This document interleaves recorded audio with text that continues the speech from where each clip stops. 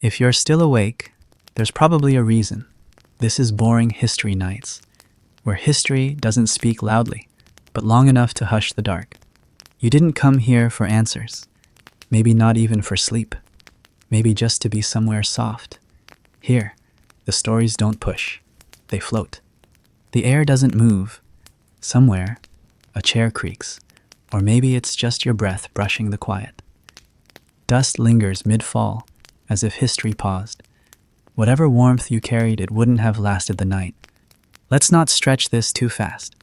If something about this quiet spiral makes the night pass easier, you can subscribe, only if you'd want to hear the next one drift by. And if you're still awake, say where the night found you. I read them all, even the ones that only meant to stay a minute. Now let the dark stay dark. Let whatever follows arrive slowly, like it's always been here. You don't have to keep up. Just listen. This is Boring History Nights, and you're already into it. She never heard them sing, not once, not even on the day she was born. The palace had music, of course it did. Musicians with bone flutes and stiff fingers, harpists with eyes that never looked up, servants whose steps fell like whispers. But no one sang for her, not because they didn't love her, because they didn't dare. You arrive in that room quietly, as if your footsteps could be heard across time. The walls are white, still, hollow. They're not blank, they've just forgotten what was painted on them. The crib is there, made of papyrus reeds and something faintly golden. It's too quiet for a child's first breath. And yet, something still listens. Maybe not the people, maybe not the gods, but the room itself holds its breath and never lets it go.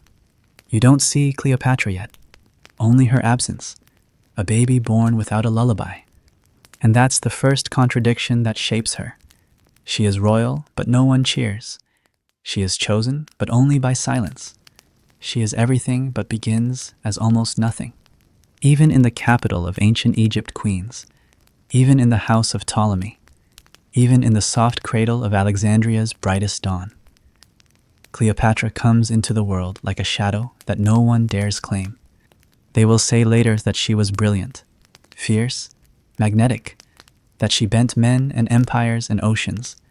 But here, in the first moment that mattered, she was only small, wrapped in linen, breathing slowly, eyes open, and already watching. There's a rustle near the window, not a curtain, but maybe a veil. A soft figure steps back from the crib. You don't know her name. No one remembers it. She was the first to carry Cleopatra in her arms, the first to whisper to her in the old tongue. She may have once said, "This one will speak. This one will remember." But the room was too dim. The words fell into the floorboards like sand into water. Even now, it feels like Cleopatra was made of water and dust and decisions. No clean beginnings, no script etched in stone, just breath and waiting and eyes that learned the world by listening to what wasn't said. Maybe that's why the quiet chose her. Maybe she never needed anyone to sing. She would become the song they couldn't stop humming, but only when the world was too tired to sing aloud.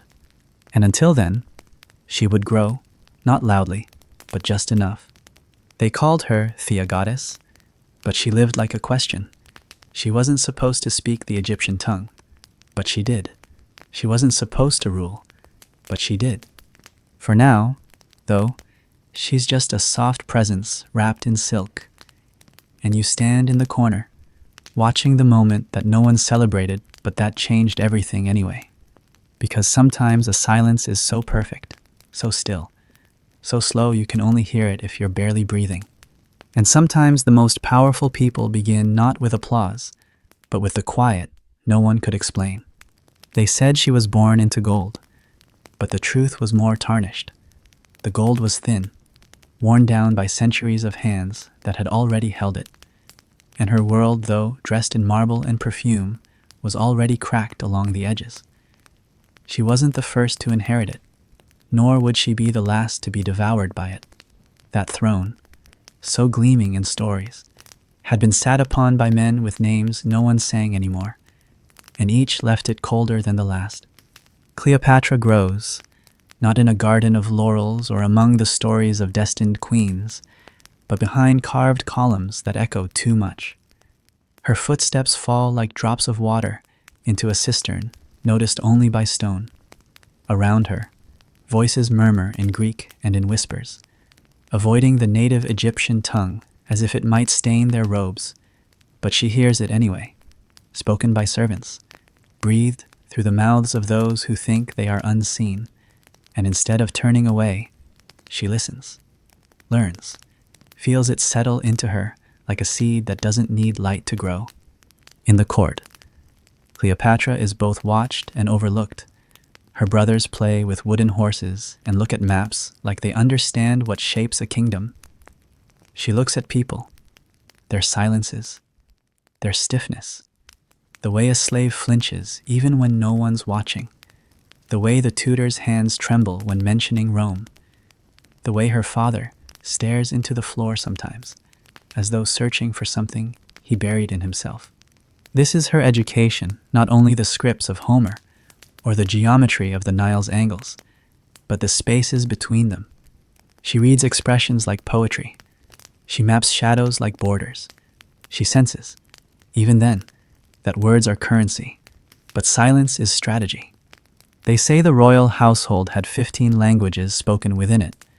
Cleopatra mastered at least 9, not because she wanted to impress anyone, but because she had already understood that understanding was its own kind of shield.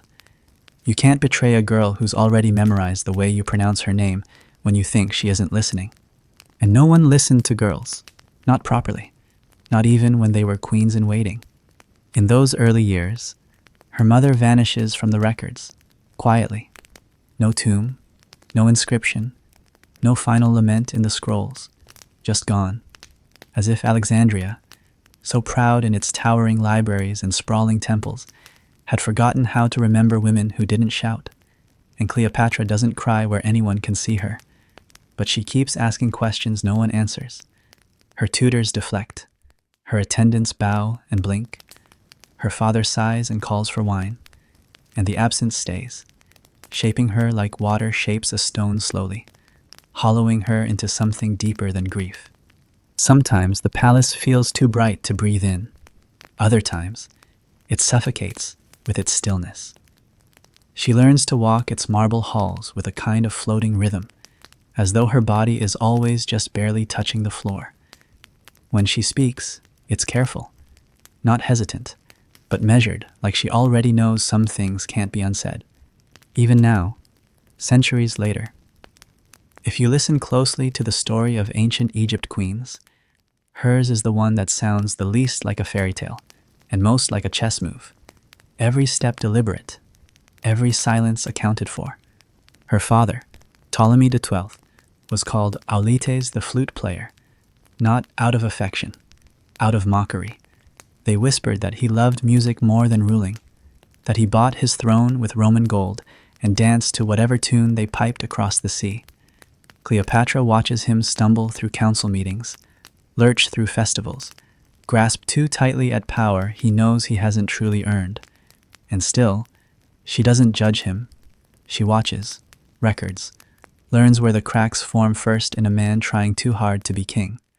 She notices that the loudest voices often belong to the ones who feel least secure, that flattery is a kind of currency in the court, and fear is the tax everyone pays to stay close to the center. And yet, even in that place of constant pretending, Cleopatra remains. Still, not passive, not submissive, just still, like a pool so quiet you forget it's deep. She speaks rarely, but when she does, people pause, even her father. Maybe not out of respect, maybe out of surprise, but pause, nonetheless. What does it feel like to be 13 and already understand that love is conditional, that safety is performative, and that most men with crowns are afraid of their own reflection? It feels like standing barefoot in a corridor of mirrors, none of which show your face, only the shapes others want you to wear. The Ptolemaic line is rotting by the time she reaches womanhood. It's not just politics. It's rot that settles in the marble, in the smiles, in the way the coins are pressed too thin. The dynasty has survived by pretending it still matters, by declaring itself sacred, even as the priests stop looking them in the eye. Cleopatra doesn't pretend. Not in the same way. She doesn't reject the illusion. She learns to control it. Instead of believing she's a goddess, she learns how to wear divinity like a robe, something beautiful, soft, and easily removed when the doors are closed. Sometimes she walks alone into the library of Alexandria, not for show, not because she was ordered to, but because it is the only place no one expects her to be anything.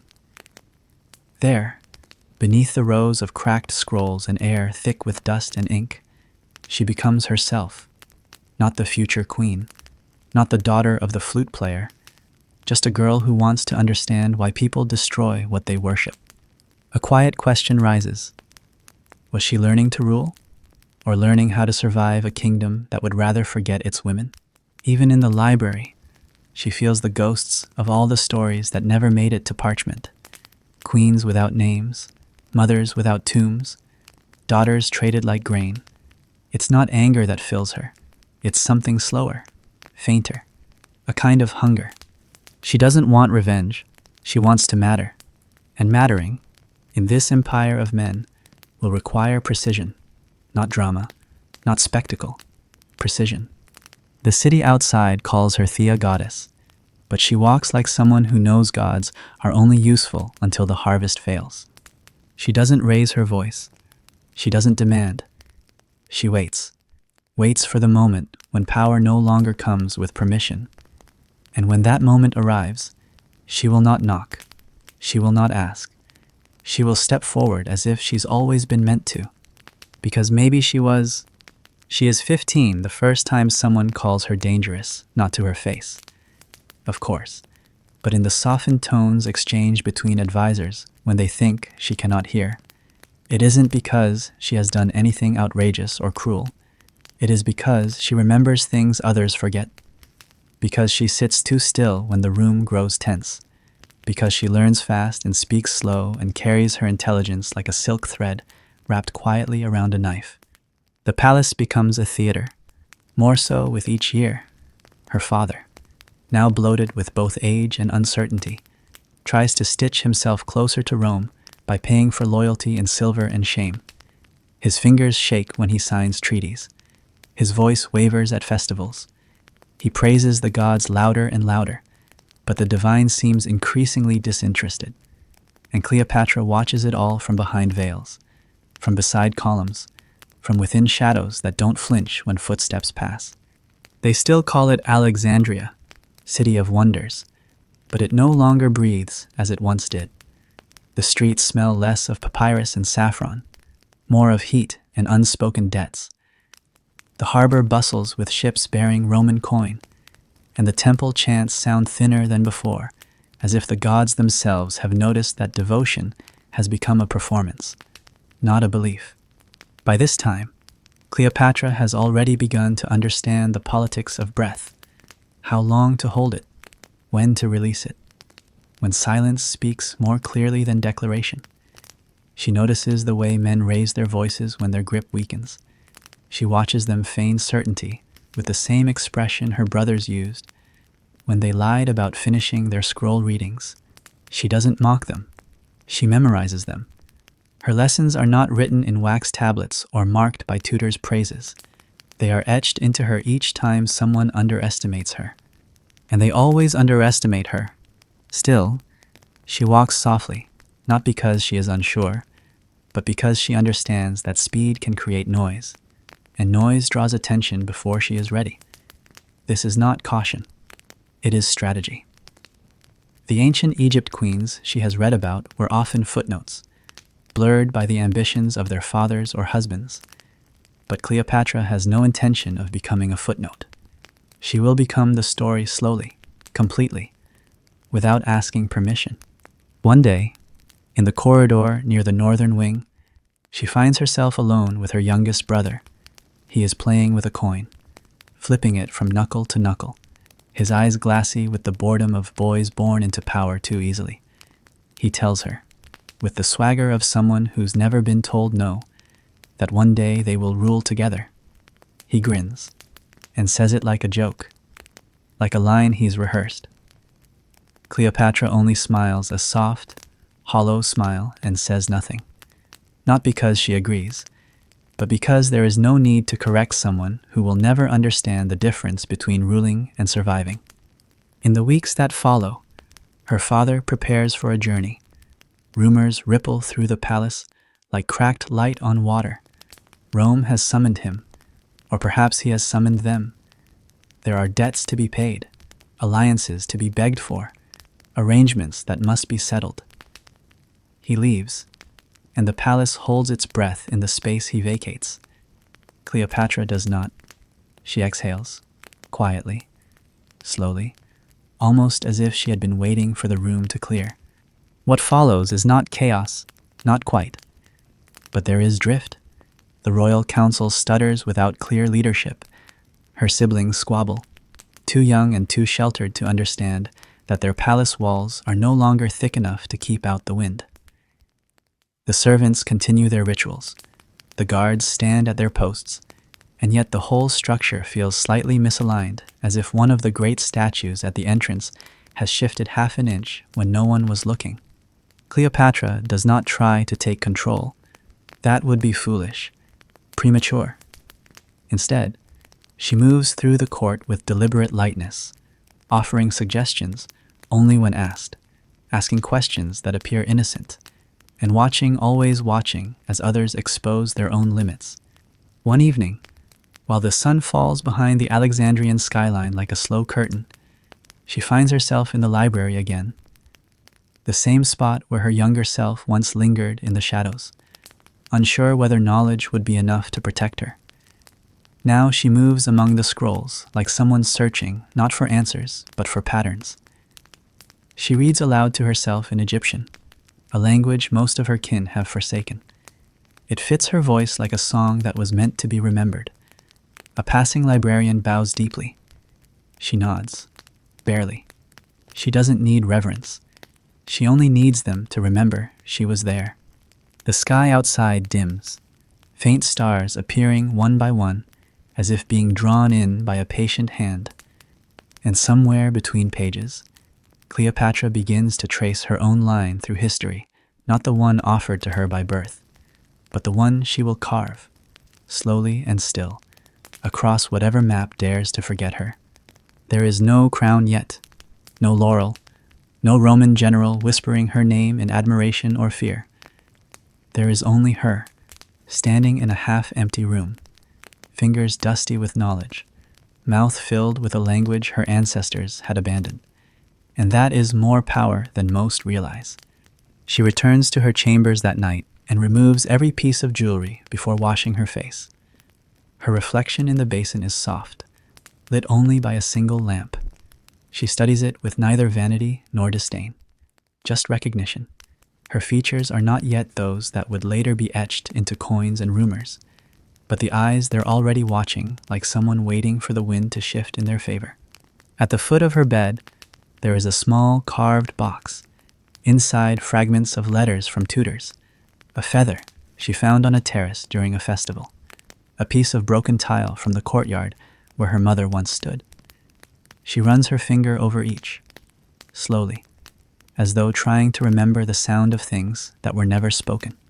Then she closes the box and extinguishes the light. If your eyes are fading, let them. The story wasn't waiting for anyone. You return to her in the midst of a year no one would later remember by name. Not a year of war, not a year of coronation. Just one of those soft, hollow years that builds the silence between louder ones. And yet this, perhaps more than any triumph or loss, is where Cleopatra becomes what history could not erase. She is 17 now, and though still not queen in title, her presence has begun to gather the quiet density of someone who already occupies a throne without needing the ceremony. Alexandria watches her, though not always directly. Whispers cling to her steps like smoke, not because she is scandalous or severe, but because she is measured. People fear what they cannot predict, and Cleopatra rarely moves faster than the moment allows. In the court, she speaks rarely, and when she does, It's with a softness that doesn't ask to be heard twice. Servants lean closer, not out of obligation, but out of a strange compulsion, like her voice contains something half-remembered. Her siblings laugh louder now, filling the spaces their father once dominated, but their laughter falls flat against the marble. It echoes without warmth. In contrast, Cleopatra's silences grow louder. She does not need to raise her tone to shape a room. Her stillness alone is enough to remind people she is listening. The palace changes slowly around her. The columns are repainted, though the pigment flakes sooner than expected. Statues are shifted. A new astrologer is brought in to please her younger brother's obsession with fate. But Cleopatra pays him no mind. She doesn't wait for omens. She makes her own timings. When she walks through the gardens, the guards adjust their stance unconsciously. When she pauses in the dining hall, voices taper off as if some invisible weight has been placed upon the floor. Outside, Alexandria shifts with the tides of Roman politics. Ships bearing the Eagle's standard dock more frequently now. Diplomats from across the Mediterranean arrive with eyes dulled by calculation, bringing not gifts but expectations. Egypt remains technically sovereign, but everyone understands that technically is a word for people pretending not to be afraid. Cleopatra sees it clearly. Even now, Rome's shadow drapes itself over the Nile like an arm not yet heavy but already too close. Still, no one moves against her. No one dares. She has not made herself untouchable through brute force or spectacle. She has made herself inevitable by simply remaining present, constant, quietly indispensable. The more others change their masks and alliances, the more she becomes the fixed point by which people orient themselves, even if they never say it aloud. In this stillness, something begins to deepen within her. Not ambition that is too simple a word, too loud and clumsy for what shapes her. It is something closer to resolve, born not of hatred or longing, but of clarity. She has watched power slip through men's fingers like sand because they clutched too tightly or too soon. She understands now that real power is not held. It is cultivated like a garden slowly, with care, knowing when to prune and when to wait. She spends more time in the older parts of the palace, those left untouched by renovation, where the walls still bear the carvings of dynasties past. There, she runs her fingers across the hieroglyphs, mouthing the names of queens who came before, many forgotten, some erased deliberately. She reads their stories not from scrolls, but from stone. There is no revision in stone, only what survives the chisel. Cleopatra commits them to memory like sacred rites, not because she wants to become them, but because she understands what it means to not be remembered at all. One afternoon, a letter arrives. It is not addressed to her, not officially, but it finds its way to her chamber all the same.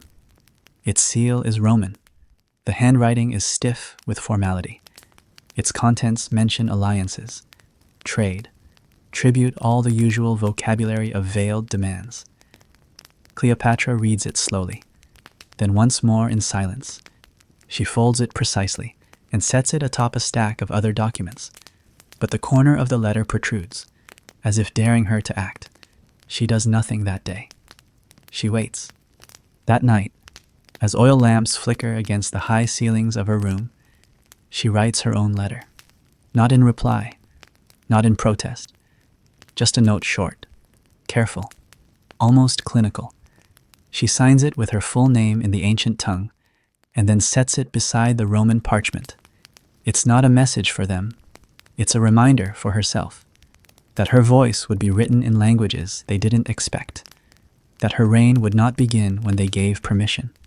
It had already begun. She dreams more vividly now, often of rivers, never the Nile exactly, but rivers she does not recognize, flowing in reverse, carrying small objects like bone combs, bracelets, scraps of linen. Each time she reaches into the water, the object vanishes, but she never wakes in panic, only with a strange calm, as if the dream isn't about loss, but letting go. In one such dream, A voice speaks.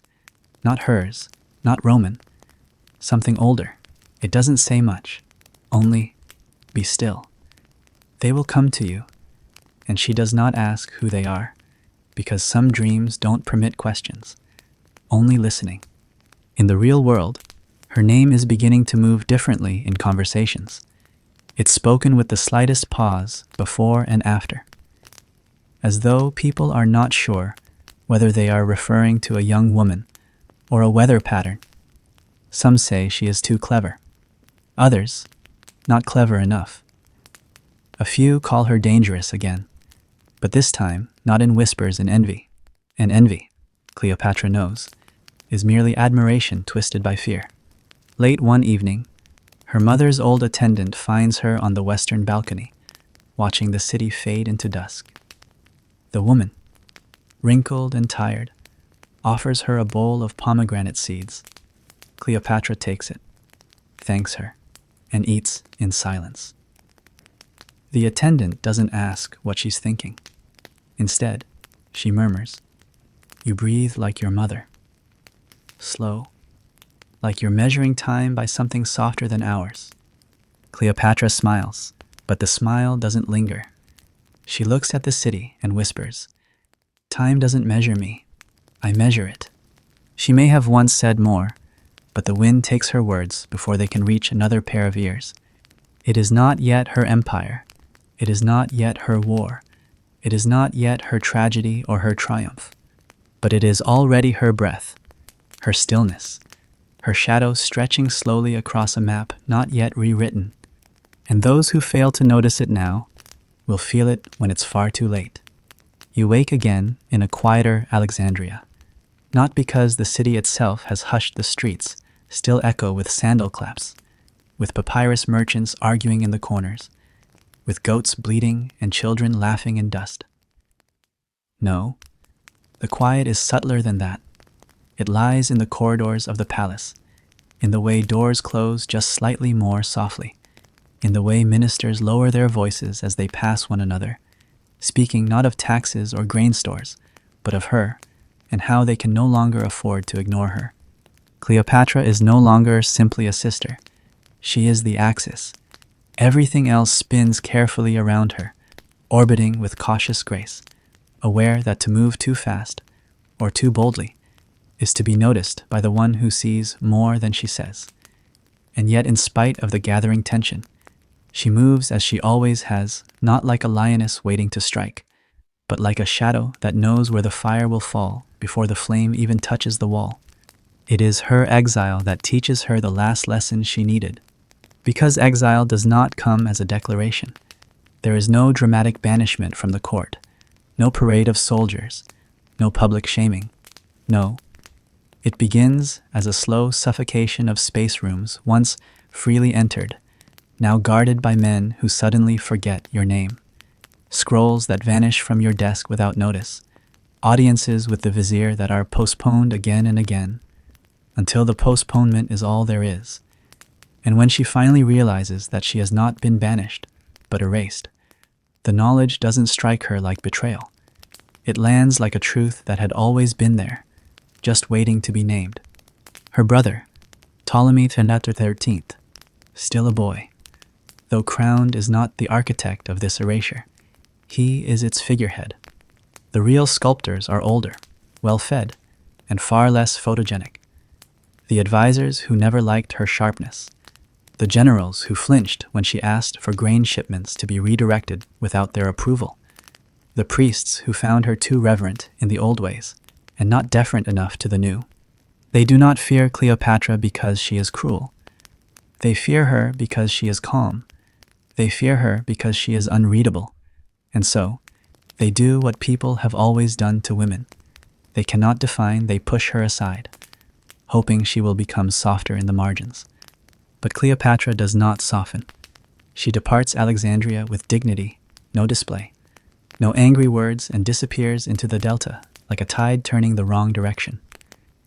They think this means she has given up, that she will go westward or south, or perhaps simply vanish among the temples like so many other women of noble blood who were too clever for their time.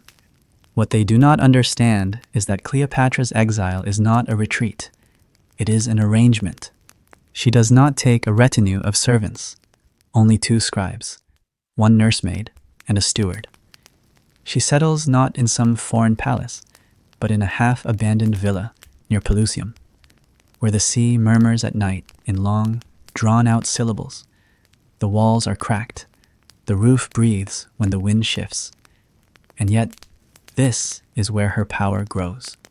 Here, she writes letters not to family, but to financiers in Tyre, to merchants in Cyrene, to disillusioned officers who once stood guard at the palace gates.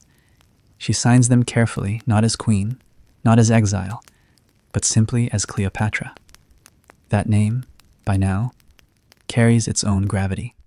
It is in this place, far from Alexandria's golden columns and polished lies, that she builds something they cannot see.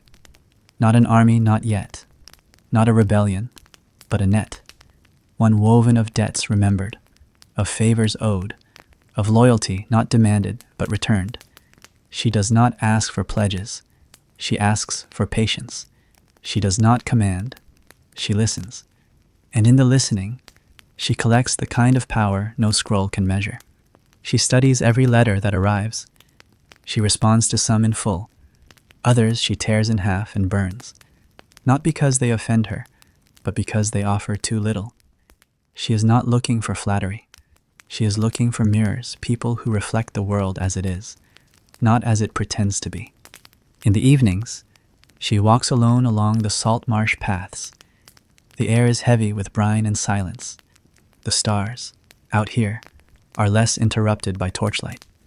She watches them as a priest might watch a ceremony, not for prophecy, but for pattern. There's something else that happens here, too, something quieter. She begins to speak more often in the old tongue, not the Greek of the court, but the true Egyptian, the language of temples and tombs, of incantations and names carved deep into sarcophagi, the language they said was dying. She speaks it to herself, to the wind, to the cracked walls, not to revive it, but to remind herself of where the line begins, that invisible thread connecting her to women who once ruled not with armies, but with ritual and flood and flame. She does not say so aloud, but in these moments, she is not waiting to return. She is remembering how to rule without being watched. Power, she learns, does not have to be seen to be shaped. Influence is quieter than command. It lies in the echo that follows you out of a room, not in the noise you made while standing there. There is a moment, one long dusk, when the horizon is all smoke and rose gold, that a messenger arrives, breathless, face pale with fear. He expects to find her desperate for news, frantic to hear how the court twists without her. But she is on the roof, reclining, surrounded by old scrolls and fragments of broken incense trays. She does not rise to meet him. She does not even speak. She gestures. He approaches. He hands her the sealed message from Alexandria. It is from Ptolemy's court a summons, or so it claims. But beneath the official language, it is clear she is not being called home. She is being warned that she is not to interfere, that Rome has taken notice, that her absence would be preferable to her presence. She folds the letter slowly, then tears it once, then again, then places the pieces in a small clay bowl and sets them alight. She does not curse them. She does not vow revenge. She simply whispers, "They still believe I was only watching."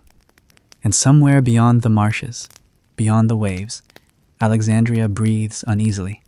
If your eyes are fading, let them. The story wasn't waiting for anyone, because while they think she is gone, she is already on her way back. The city does not cheer when she returns. No horns, no petals scattered in her path, no outstretched palms from loyal citizens yearning for their queen. That would be too simple, too noisy for something this orchestrated. Cleopatra's re-entry into Alexandria is not loud. It is legendary in the quietest possible way.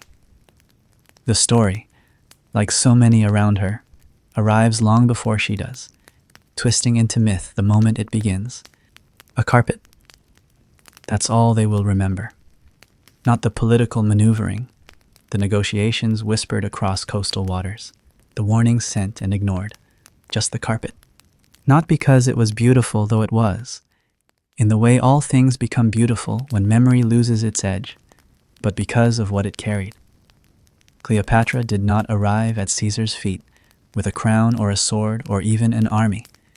She arrived rolled tightly into a bolt of cloth, carried like an offering by a servant who pretended not to understand the weight of what he held. When the cloth unfurled before the Roman general, it did not simply reveal a woman. It released a declaration that could not be spoken aloud. She had not waited for permission. She had made a choice, one that wrapped itself not just in linen, but in intention, history, and calculation. Julius Caesar, ruler of Rome, feared by Senate and soldier alike, is said to have smiled.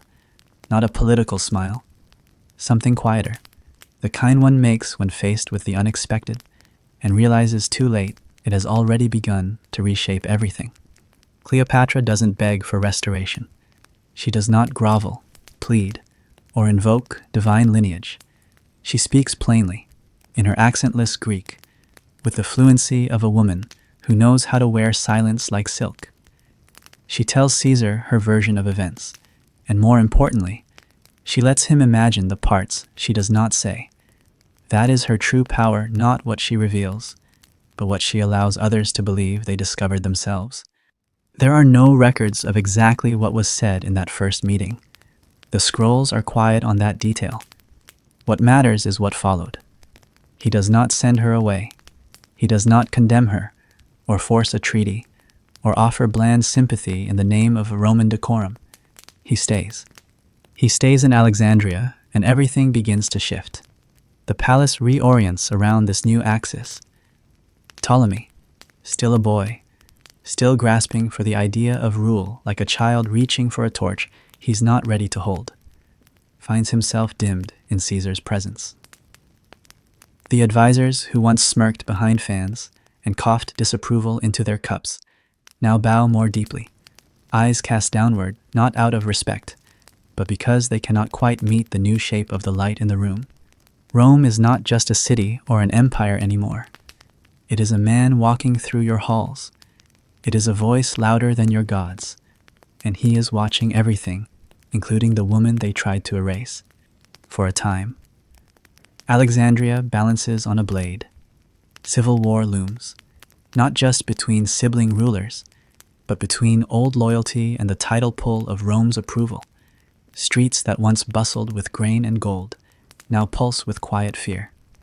Every torchlit corridor holds a whisper. Every alley curves like a question mark. But Cleopatra, once again, does not meet chaos with resistance. She meets it with architecture. She does not demand the crown. She reconstructs the world so that it fits her better. Her supporters return, one by one, drifting toward her, not out of obligation, but because they begin to remember what it felt like to be part of something sharp and still. Her presence doesn't roar, it rearranges. Meetings shift in time and tone. Guards change their stance without orders. Even the air seems to slow slightly when she enters a chamber. And at the heart of this slowly recalibrating order is a child. Her child. Not Caesar's in public, not yet, but his in blood. And in every unspoken look that passes between them when no one is watching. The boy is named Caesarion, Little Caesar. Though he is small, and though the world does not know what to do with him, he is already a statement, a future curled into flesh.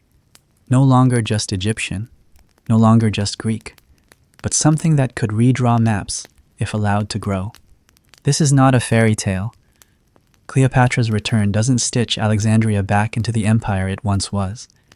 The city still frays at the edges, still splinters under foreign eyes and domestic resentment. But she is no longer a figure on the margins. She is again the fire in the room, soft, slow burning, undeniable. And Rome, in its infinite hunger for legacy, finds itself torn. Caesar loves Egypt, Or perhaps he loves the feeling of power reflected back through its marble and moonlight. Perhaps he loves Cleopatra. Or perhaps he only loves what she represents, a future not dictated by the Senate, a version of himself unchallenged by tradition. Historians still debate whether their union was one of politics, passion, or the cold necessity of empire building. But does it matter? In the end, she is restored, not merely to her throne, but to history, not as a ruler's daughter, but as a ruler who shaped her own restoration like a sculptor pressing breath into clay. And the advisors, the ones who orchestrated her fall, who believed they could file her down into a footnote, they vanish, quietly, one to a distant province, another to illness that arrives conveniently, a few to silence, swallowed by the record's gaps like stones dropped into a deep well. Cleopatra does not celebrate. She doesn't need to. Victory, for her, has never been about noise. It is the reappearance of stillness where once there was tension. It is a hallway that no longer holds its breath. It is the sound of sandals returning to marble, no longer met with hesitation. Outside, the Nile continues its endless work, shifting silt, carving edges, remembering shapes long after cities forget the names behind them. Somewhere along its bank, a woman who once wrapped herself in linen now wraps herself in power, quiet as a shadow that's been waiting for the right light. The carpet, the one they still talk about, is gone now, maybe burned, maybe tucked away in some forgotten room. It doesn't matter. The moment it carried her into that chamber, it became more than fabric.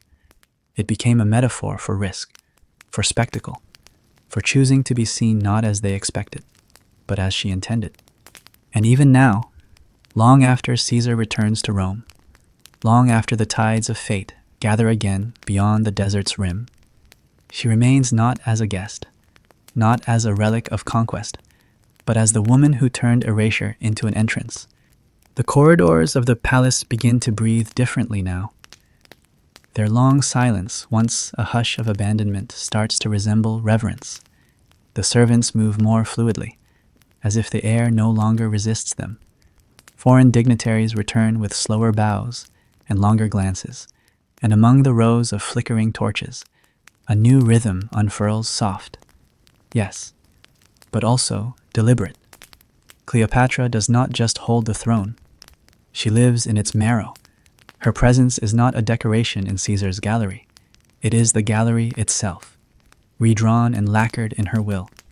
Yet, nothing in Alexandria can bloom without consequence, and nothing that touches Rome can go untouched by its politics. Caesarion grows, slowly, as children do. Yet every inch gained is measured in speculation. Each word he speaks is weighed not for its innocence, but for its implication. The palace may call him prince, but the world calls him something else, a problem. Rome had never quite decided how to interpret Cleopatra. Admirers in the city named her exotic, luminous, almost divine. But those words were more shadow than praise. Rome did not know how to speak of powerful women without also speaking of danger. Whispers about her began to multiply. She had Caesar under spell, they said. She had bewitched him, ensnared him, turned him from a statesman into a sun-drunk wanderer wrapped in foreign gold. It was easier, perhaps, for Rome to believe that Cleopatra was some kind of enchantress than to believe that Caesar might have genuinely admired her intelligence, her command of multiple languages, her understanding of commerce, navigation, law, and diplomacy. Admiration, after all, would have required respect, and respect would have demanded recognition that power, real power, could wear coal and linen and speak with a tongue shaped by the eastern wind. Back in Alexandria, she is not blind to this tension. Every dispatch from Rome is read twice. Every silence is interpreted. She understands that she has entered not a love story, but a labyrinth, one where every turn, every step, is surveilled by eyes she cannot see, and judged by minds that see too little. Still, she does not retreat. She expands. The palace becomes not only her home, but her message. Statues appear marble, gold-leafed, softened in the face, but unmistakably strong in posture. Temples whisper her name in both Greek and the sacred language of Egypt. Papyrus scrolls trace her lineage not just to Ptolemy, but to Isis herself. Cleopatra is not simply ruling, she is rebranding reality. And yet, she walks that line with a grace honed from survival. She knows that being too visible risks becoming a target, too subtle, and she becomes a rumor in her own story. So, she threads her days with care, giving just enough truth to stay grounded and just enough mystery to keep her enemies guessing. Historians often debate whether Cleopatra's political strategy was deeply calculated or simply instinctual. Was she manipulating the image of divine royalty? Or was she truly convinced of her god-blooded identity? The evidence, such as it is, refuses to pick a side. Maybe that's the point. Power, like belief, need not be proven, only felt. Even within her own city, not everyone smiles in her presence. The noble houses, especially those descended from the older Ptolemaic bloodlines, murmur behind curtains. They say she is too Roman now, that she has wrapped herself not just in Caesar's affection, but in Caesar's shadow, that her son is no son of Egypt, but a Roman anchor pulled through their soil. Cleopatra hears it. She lets the words scatter, not because they don't sting, but because she knows how to prioritize the fire worth feeding. Still, in private, she watches Caesarion closely. He has his father's brow, her eyes, but it is the way he listens that unsettles her deeply, intently, as though history is already coiling inside him, whispering things no child should have to hold. She does not raise him as a prince of marble softness, but as something sharper, quietly trained, quietly prepared, quietly burdened. She teaches him languages, not just for diplomacy, but for survival. She teaches him not just how to rule, but how to wait, to know when not to speak, to know when to bow lower than the danger in the room. This is not love as lullaby, it is love as armor. And yet, even armor rusts. There is an evening, one not recorded by any scribe, not depicted in temple mural nor etched in clay, just an ordinary dusk, the Nile soft with wind, the palace wrapped in the glow of quiet oil lamps. Caesarion falls asleep in her arms, his hand curled tightly around one of her fingers, his breath slow and shallow like the hush before incense rises. And in that moment, she forgets for a breath what he represents to the world. He is not an heir, not a threat, just a child, just a heartbeat. And it frightens her more than any Roman legion ever could, because nothing in her life has ever been allowed to stay that simple for long. Outside, ships from Rome wait in the harbor. Diplomats with folded scrolls and masked intentions linger in receiving rooms. Julius Caesar has not sent for her in many months. And word arrives, muffled through layers of hesitation, that Rome is boiling again. The Senate murmurs rebellion, rumors about Caesar's ambitions, kinghood, dictatorship. Something worse begin to solidify. The city of 7 hills starts to convulse. Alexandria, meanwhile, exhales. The palace grows still, but not with peace, with anticipation. And Cleopatra. She does not pace. She writes. She draws maps. She assembles advisors, not to panic, but to prepare. Power, she knows by now, is never held. It is balanced. Briefly, before the next tremor knocks it askew. Her son, her city, her throne, all of it is one breath away from erasure. And yet, she endures. That is the thing no chronicler ever quite captured. Not just her beauty, not even her cunning, but her endurance.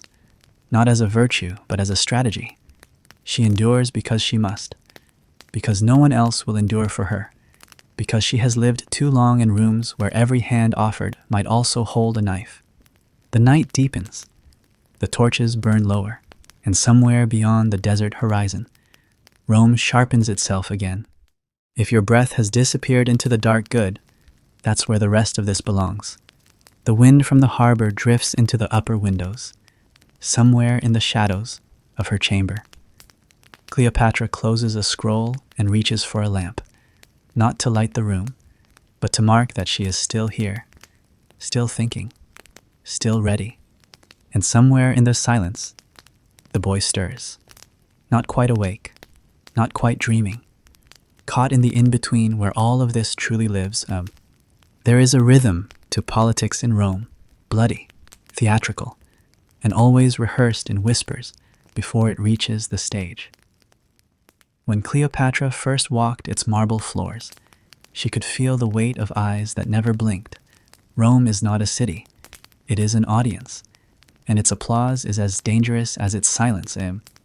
The news arrives the way all imperial truths do not, as a thunderclap, but as a crack that runs quietly. Through the palace, Julius Caesar is dead, stabbed, not by strangers, but by men who once raised goblets in his name, by senators who claimed to defend the Republic while plunging their blades between its ribs. The Ides of March becomes more than a date. It becomes a metaphor, a lesson, a wound that never really closes. Cleopatra does not scream. She does not collapse into grief. There are tears, but they are efficient, the kind that move quickly through the body so that the brain can return to calculation, the kind that acknowledge something soft has been lost, but that softness, in her world, is a luxury already mortgaged too many times. What dies with Caesar is not just a lover, not even just an alliance. It is the fragile hope that power could be made to orbit around her without first swallowing her whole. Caesar's death casts a shadow not only over Rome, but over Alexandria, and over the boy who shares his blood. For in the Senate's eyes, Caesarion is now not just an illegitimate threat. He is a symbol of something Rome believes it has extinguished. She receives letters from Rome, each wrapped in layers of ambiguity. Some express condolences, others hint at opportunity. All are perfumed with suspicion. Mark Antony writes one too. His words are bolder than most, more ink, more flair, but Cleopatra knows that bravado rarely survives the second campaign. Still, she reads his letter twice, underlined twice the name he uses for her, the Queen of Kings. And here, a choice appears. Not as a grand decision made beneath temple columns, but as a quiet fork in a hallway she's walked every day. The choice is not between love or power. Those things have long since become indistinguishable. The choice is between retreat and re-entry, between becoming a sealed chapter or writing one more line in a script the world believes should have ended. Cleopatra does not mourn in isolation. Instead, she begins to gather. Not armies, she doesn't need armies yet. She gathers stories, accounts, gossip, allegiances. She sends out envoys who speak softly and listen harder. She does not show her hand, but she polishes it until even its silence gleams. And then, slowly, she makes her way to Rome again, not in defiance, not in haste, in purpose. When she arrives, the city does not greet her with the fanfare of last time. There are no roses in the streets, no golden tapestries. What she finds instead is a city twitching with unrest, its walls bearing more cracks than paint. Power has no single name now, only fragments. Octavian, Antony, Lepidus, a triumvirate of ambition and overlapping promises, each man trying to carve a future from Caesar's remains. Her presence in the city feels different this time.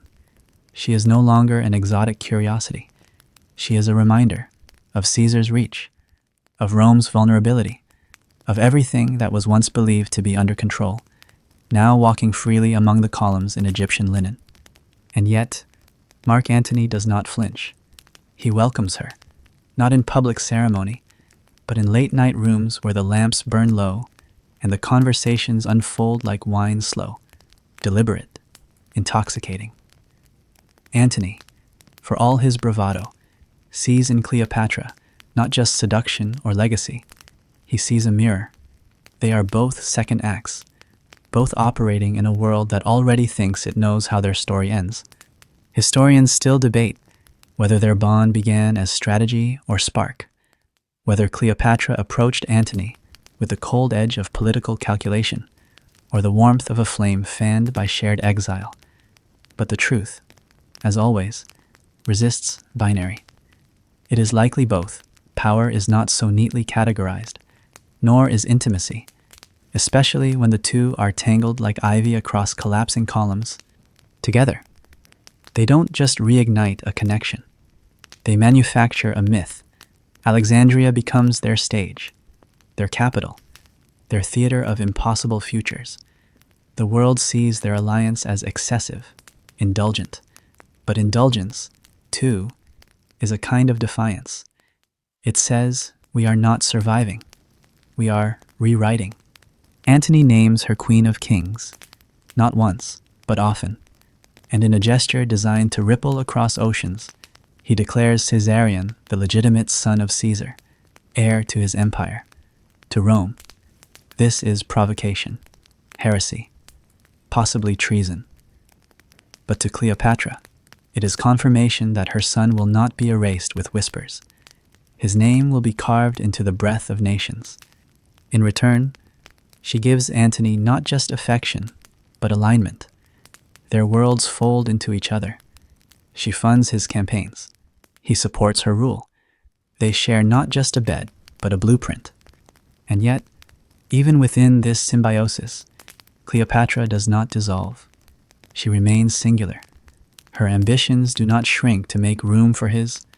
Rather, they expand. This is not submission. This is survival, layered with strategy. In the streets of Alexandria, citizens begin to speak of them with reverence and apprehension. Temples are raised. Coins are minted with both their faces. The message is unambiguous. This is not a tryst. It is a tectonic shift, a challenge to the world order. Cleopatra and Antony are not dancing in the ruins of Caesar's empire. They are building their own. But empires built on defiance always provoke retaliation. From Rome, Octavian watches, quietly, patiently. His words remain polite, his letters civil. But Cleopatra knows a storm when she sees the wind bend trees before thunder speaks. Octavian has no poetry in him, only hunger. And so, the stage is set, not for a war of armies yet, but for a war of meanings, of symbols, of public opinion and private power. Antony and Cleopatra become not just people, but positions, not just rulers, but risks. And still, in Alexandria, the wine flows, the harps play, the doors remain open longer than they should, because sometimes the only way to resist being forgotten is to be remembered too brightly. It is in this moment when everything glows just a bit too golden, when every step begins to feel rehearsed, that the tension returns. Cleopatra feels it not in declarations, but in how long it takes a servant to answer, in the weight of letters left unopened, in how often the horizon forgets to blush at dawn. There's a kind of silence that doesn't wait to be noticed. It simply arrives and settles in.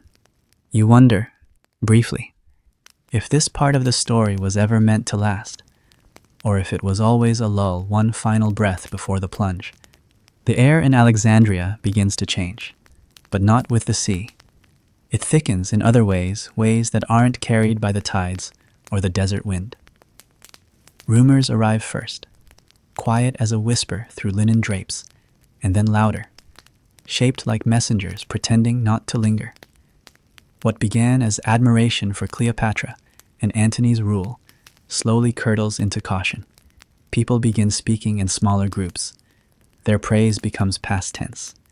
You walk the long halls of the palace, and the walls echo a different sound now, less of music, more of decisions no one wants to take credit for. The laughter still comes at night, from the upper terraces where wine still flows and dancers still perform, but below, near the kitchens and courtyards, everything moves with the hush of doubt. Antony's campaign in Parthia has faltered. The coinage bearing his face begins to lose value, not because it is less gold, but because its weight now feels uncertain. Cleopatra feels the tremor long before the floor cracks. There's a myth about collapse that it happens all at once, but in truth, it begins in silences, in the space between footsteps, in the delay of a response, the lowering of a gaze. Power doesn't shatter.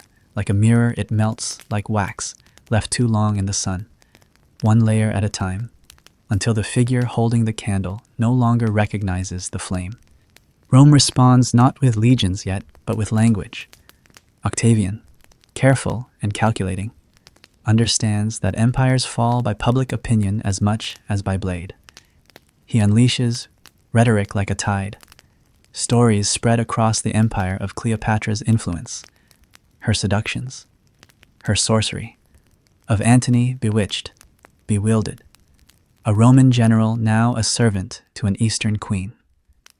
The rumors are not new, but they are louder now, more coordinated, sharper, and the audience is growing. Still, Cleopatra does not flinch. She stands in marble courts and speaks with clarity. She attends ceremonies in gold and deep lapis, her voice calm, her gestures measured. She does not match Rome's slander with her own. She lets the silence speak, for she understands the oldest rule of power: respond too quickly, and you make the insult real.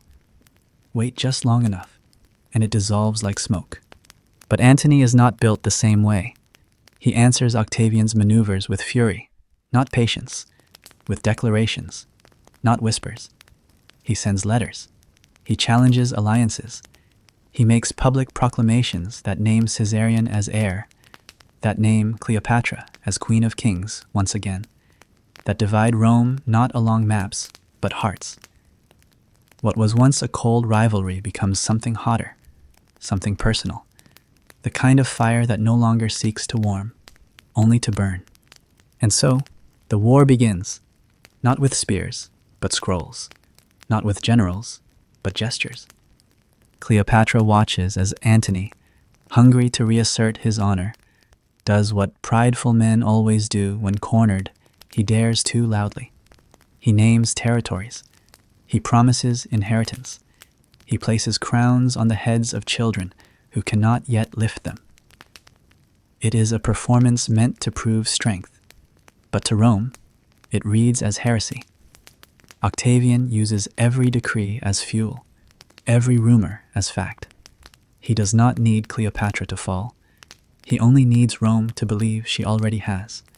Still, the palace in Alexandria holds its shape.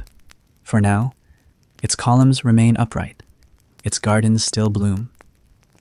But you can feel the shift in the servants' steps. They move faster. The guards rotate more often. The advisors speak in private corridors instead of public halls. You hear fewer plans and more reassurances. And reassurances, as Cleopatra well knows, are often the loudest signs of impending retreat. She does not sleep as much now, not because of fear, but because the calculations have grown more complex. Each move requires layers of reading: how it will be heard in Alexandria, how it will be twisted in Rome, how it will be remembered in the years to come. Even the way she stands by a window must be deliberate, because somewhere, someone is always watching. And still, she waits, because Cleopatra has known what many rulers forget, that timing can be louder than action. She understands the rhythms of decline and how to bend them, not to stop them, perhaps, but to shape their direction. A fall can become a landing if you aim just right. So she does not run, nor does she call for retreat.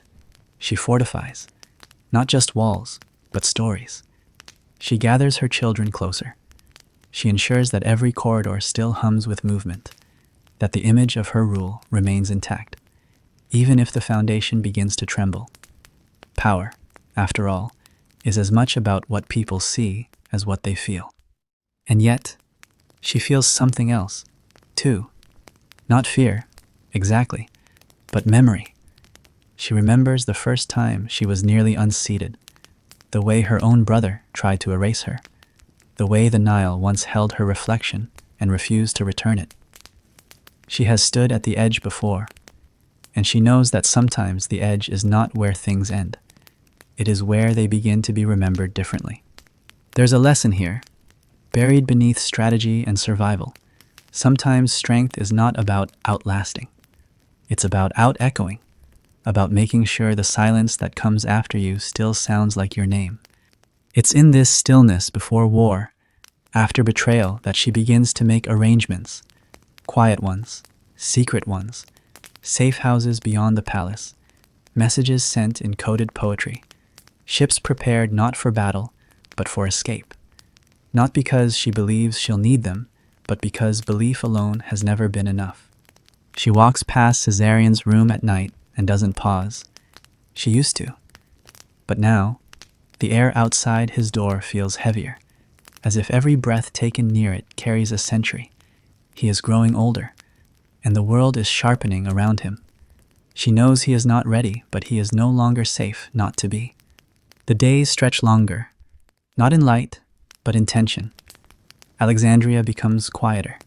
Even when it's loud, the markets still buzz, the festivals still rise, but beneath it all, there's a hush, like everyone is listening for something that hasn't happened yet, as if the whole city knows the script is reaching its final act, but no one wants to turn the page. Some evenings, Cleopatra returns to the terrace alone. She watches the harbor, where the ships glimmer like forgotten stars on water.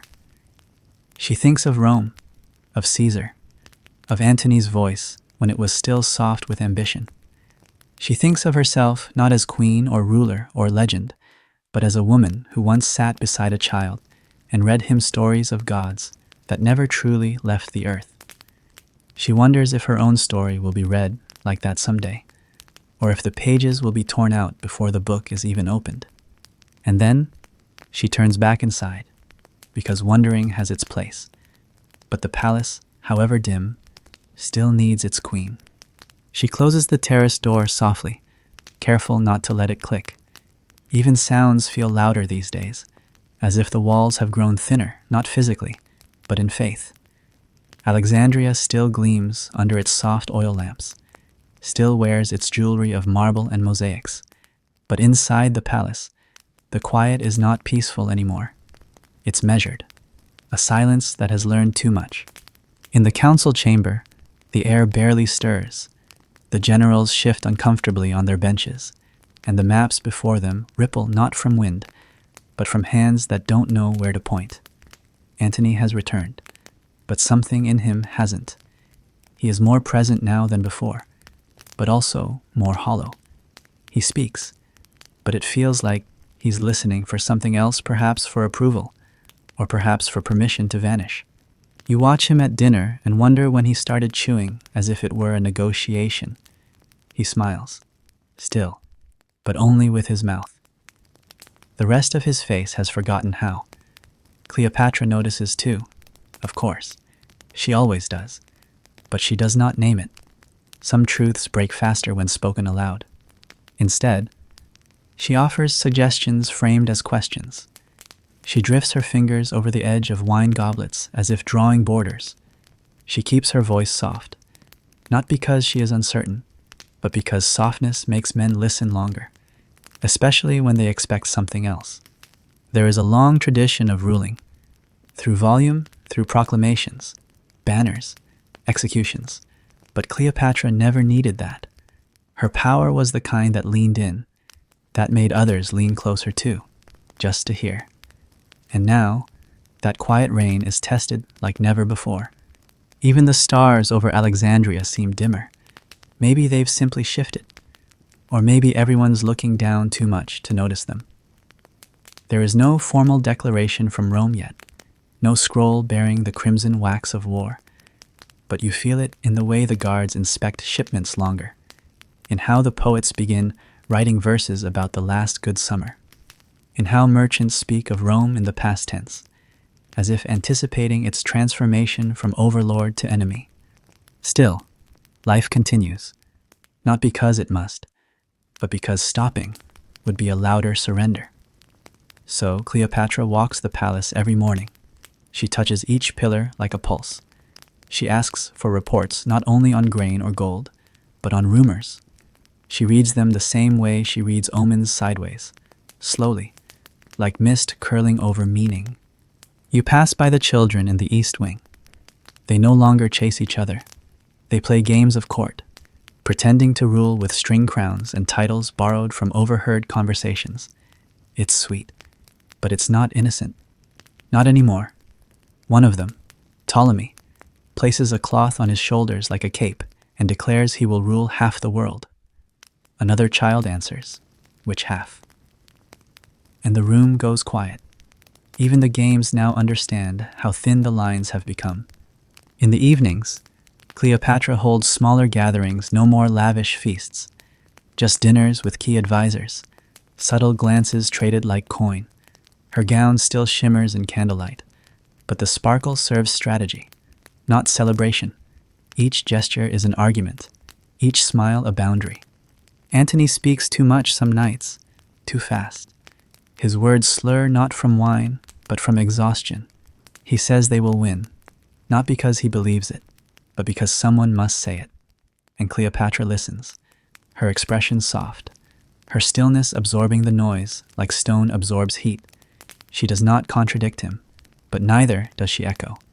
You find yourself wondering what she believes now, not in the outcome, but in the purpose. The empire was never just about borders for her. It was about continuity, about keeping something old from vanishing completely. Not just Egyptian pride, but Egyptian rhythm. The way a priest speaks before dawn. The way the Nile hums its song beneath the markets. The way a queen might sit, unmoving, and still rule everything within sight. And she does still rule, that much is clear, even as Rome prepares its thunder. Alexandria looks to her.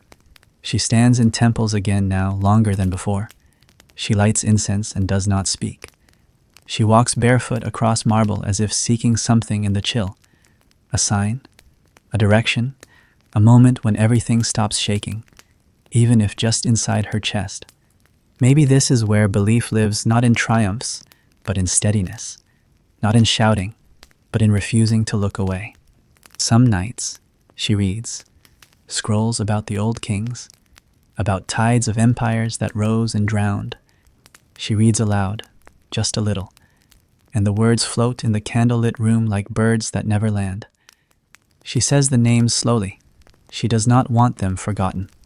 And she writes letters, instructions, warnings, goodbyes, though she wouldn't call them that, to her children, mostly, but also to the future, because she understands that some messages are not meant to be answered, only discovered.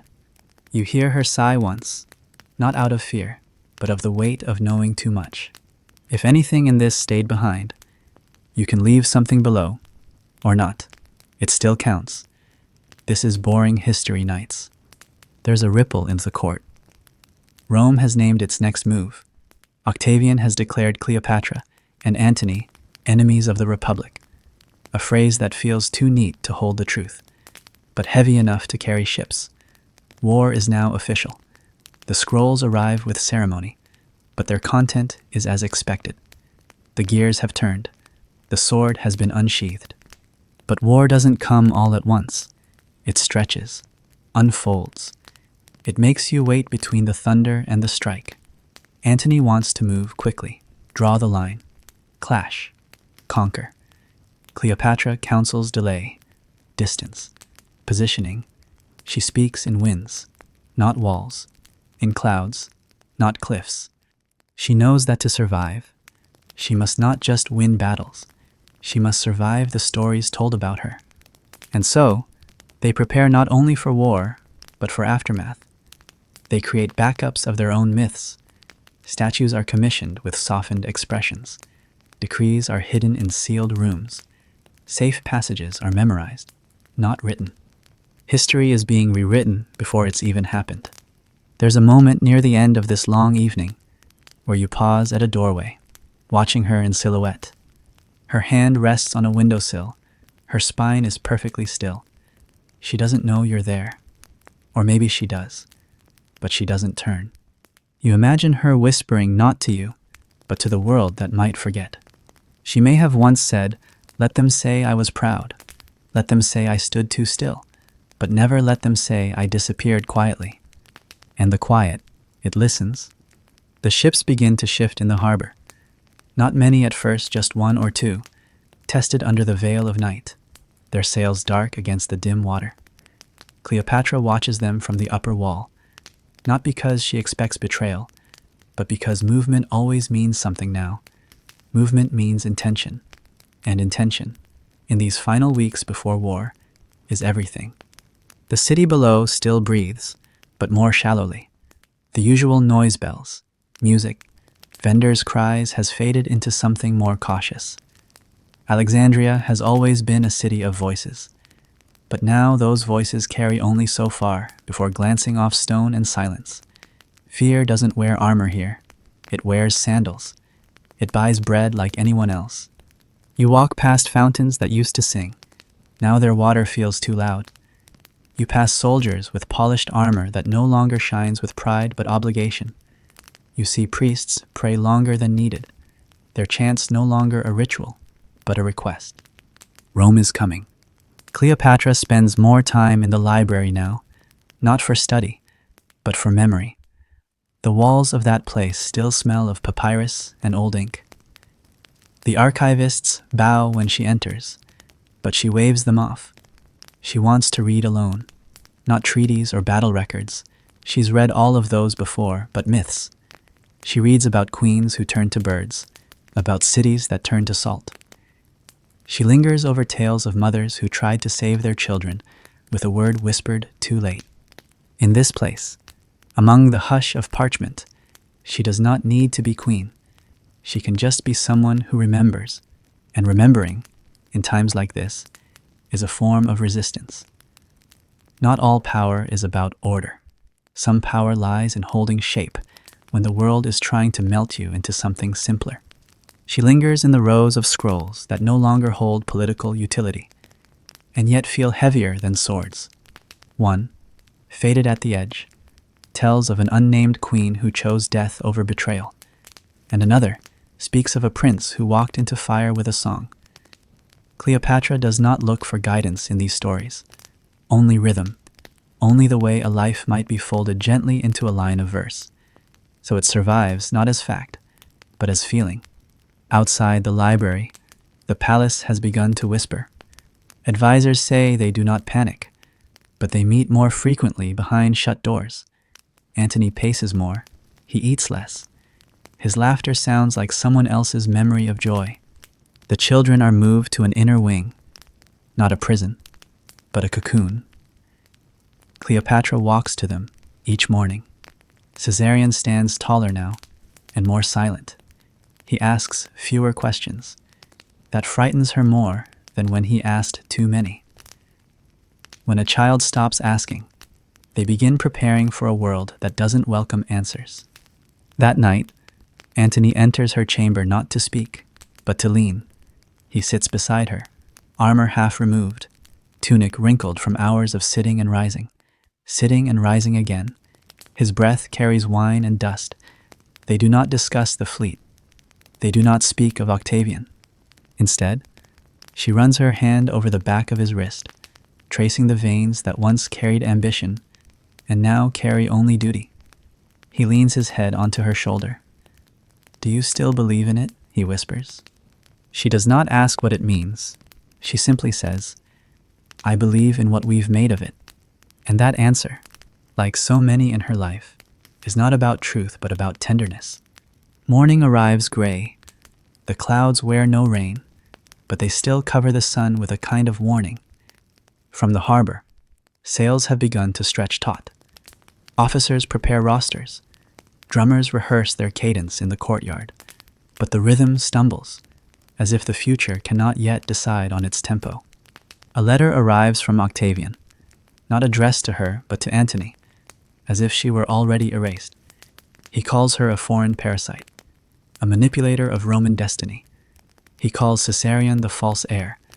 He offers amnesty for Antony, not her. If Antony leaves her behind, The silence in the chamber is sharp. Antony's knuckles pale against the scroll. He does not speak for a long time. Cleopatra does not flinch. She sits upright, hands folded, gaze steady, and she asks. Antony tears the scroll in half, then into quarters, then again, until the words become dust in his fists. But the words remain in the air.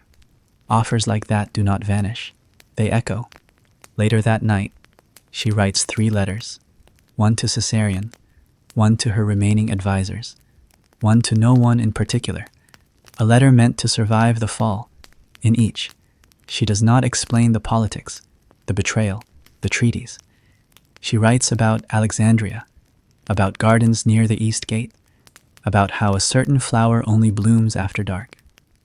She writes about her mother's voice and the weight of silence between temple bells. These are not instructions. They are reminders. She does not want to be remembered only for the throne. She wants to be remembered for the breath she held between storms, for the way she walked, unbowed, across marbled halls already cracking. And somewhere in that letter to no one, she writes, "If they come for me, let them find someone who already chose her ending, not someone waiting for it." Outside, Antony stands with the generals. His voice is louder now, too loud. He names ships. He names positions. He speaks of destiny like a weapon. He is trying to gather what's left of his command, but it's clear to anyone watching he is not the storm anymore. He is what the storm leaves behind. You walk past Cleopatra one evening as she descends the garden stairs. Her robe trails behind like the Nile itself, wide, winding, full of memory. Her sandals make no sound. She stops to touch a cluster of white lilies blooming in defiance of the season. She closes her eyes for a moment. When she opens them, there is no sadness, only stillness. It's in that stillness that you understand she does not expect to win. She expects to be remembered. And that, in some way, is the greater power. You wake to the scent of incense, but it isn't for worship. It's for masking. Somewhere in the deeper corridors of the palace, herbs are being burned not for the gods, but for the memories clinging to fabric and hair and stone. Cleopatra has started removing things. Small things first. Statues from lesser halls, wall hangings that bore no mark of Rome, books, seals, anything that might someday be twisted by a conqueror's hand into evidence. The war has not yet landed at the city's gates, but in her chambers, it's already begun. She instructs her scribes to prepare scrolls for burning, not because they're dangerous, but because they're hers. And what belongs to her must not be turned into something else. Not again. Not like Caesar's will, or Antony's declarations, or the stories of her lineage stretched and snapped by tongues far from the Nile. Outside, Alexandria pretends not to notice. There are still markets, still songs, but every sound seems to end a little sooner. The steps of the guards on the marble walkways seem sharper, too defined, like even the floor wants to remember who last walked across it, just in case. You follow her through an archive once used only by priests. She is not dressed as a queen today. No crown, no lapis cuffs, only linen. Only the hands of a woman sifting through memory with the kind of care one gives to what might soon be ash. Among the scrolls, she pauses. One bears the name of her father, Ptolemy XII. She does not open it. She only looks at the edge, where thumbprints once lived. Then she places it aside. Not for burning, for hiding. Not all memory deserves fire. Some need only to be hidden long enough to outlive the fear. Back in the eastern wing, Antony returns. He speaks of fleets and formations, of grain shortages in Cyrene and unsteady allies in Judea. But Cleopatra only listens with half an ear, not because she doesn't care, but because she already knows. His words are fire now too bright, too fast, too hungry, and fire does not preserve, it consumes. When he finally pauses to breathe, she lifts her gaze, slow and even. And when they arrive, she asks, voice as calm as a still lake, "What then?" He says what generals always say, that they will hold the city, that their men are loyal, that the sea still favors them. But she watches his mouth, not his eyes, and she sees it the flicker of uncertainty that no blade can hide. That night, Alexandria glows strangely. There's a haze on the horizon, too faint to name, too thick to ignore. From the towers, the scouts report sails in the distance, Octavian's fleet, drifting slowly like a shadow dragged across the sea. Cleopatra does not call for alarm. She calls for order. She walks the length of the palace as if nothing has changed. She visits the temple. She dines with the children. She smiles, not because she is at peace, but because fear spreads fastest through silence. And this palace, she insists, must not be silent. Caesarion sits beside her that evening, older now in ways that have nothing to do with age. He does not speak as a boy. He speaks as someone who has watched his mother become myth while still breathing. Will they break the gates, he asks. She touches his hand, warm and tense. Not at first, she says. Then later. Perhaps.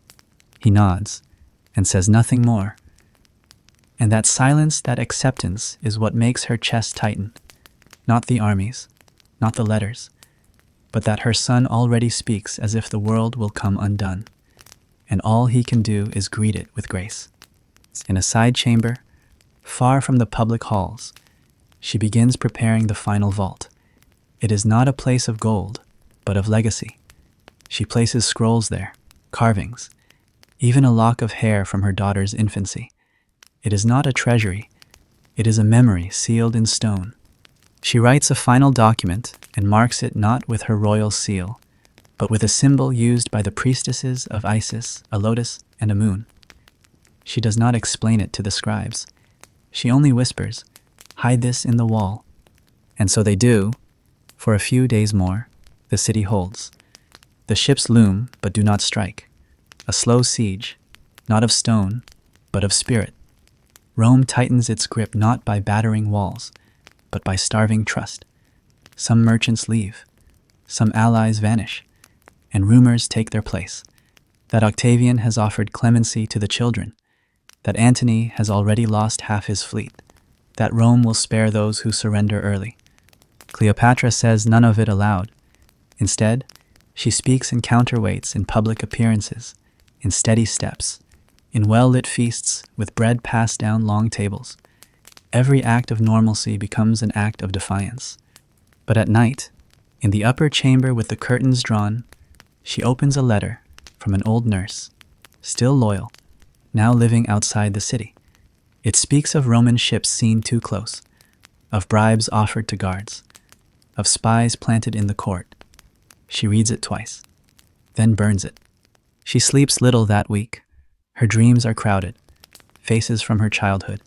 Her father, Julius Caesar, her brother, her sister, all of them standing in a hallway with no doors. She walks past them, over and over, but the hallway never ends, only narrows. And yet she does not retreat. On the 6th morning, the bells do not ring. A storm has silenced them, or perhaps someone has cut the ropes. No one is sure. The sky is colorless. The sea below looks hard, like glass waiting to crack. From the tower, she sees Octavian's ships settle into their final pattern. No more drifting, no more pretending. They are here. Still, she does not panic. She descends the stairs slowly, each step echoing like punctuation. The guards nod. The scribes bow. The servants keep moving, not because they expect to survive, but because she is still walking. And while she walks, they remember who they are. The first stone lands on the 4th night. It is not the strike of a battering ram, nor the blaze of catapults, just a single shard of rock hurled over the wall. It hits a courtyard pillar and chips a corner, the way a careless gesture chips a memory. No one sees who threw it, but everyone hears it. The silence afterward is thicker than war drums. Cleopatra hears it from the eastern wing. She does not rise immediately. She finishes the phrase she was writing, a small, unsent note tucked between pages of myth. Then she sets down the stylus, stands, and walks to the terrace. The sky is bruising toward dawn. The sea carries more than salt now. It carries decision. There is still no full assault. Octavian waits. Perhaps he wants surrender. Perhaps he wants fear to soften the city before steel does. Cleopatra understands. This is not about conquest. It's about theater. And she has played this stage before. Inside the palace, servants walk differently now. Not slower, but lighter, as if trying not to wake the walls. Guards remain at their posts, but their eyes flick more often toward the sky, toward the horizon. Messengers speak in brief nods. The palace breathes through clenched teeth. The council assembles. Antony enters first, armor too polished, as if shine could outpace defeat. His voice is loud, proud, almost performative. He speaks of an attack plan, a counter-offensive, of bottlenecks and narrow streets that might give them the advantage. But the others don't nod. They blink. They wait. They have heard it all before. Cleopatra enters last. No crown, no weapon, just the weight of her presence, which bends the air more than iron ever could. She listens. She does not interrupt. When Antony calls for boats to be repositioned and soldiers to be drawn from inland posts, she does not object. Not yet. She waits for him to finish. Then she lifts a hand. Not high, but just enough. We are not only losing, she says. We are being watched lose. There is a pause. She continues, calmly. Octavian doesn't want us erased. He wants us broken in front of the world, to make Alexandria an example. He knows we've lost more than soldiers. We've lost the shape of ourselves. Someone tries to respond, an old advisor who once taught her Latin verse, but she quiets him with a glance. This is no longer a war of blades, she says. It is a war of memory, and we are losing that, too. The room says nothing, and that, she knows, is agreement. Later that day, she orders every mirror in the palace covered, not because she fears her reflection, but because she wants no one else to measure the change on their faces. Survival begins with what you refuse to see. In the garden that evening, she walks alone, not out of sorrow, but calculation. She counts which parts of the palace are already crumbling, which halls echo differently, which fountains have stopped singing.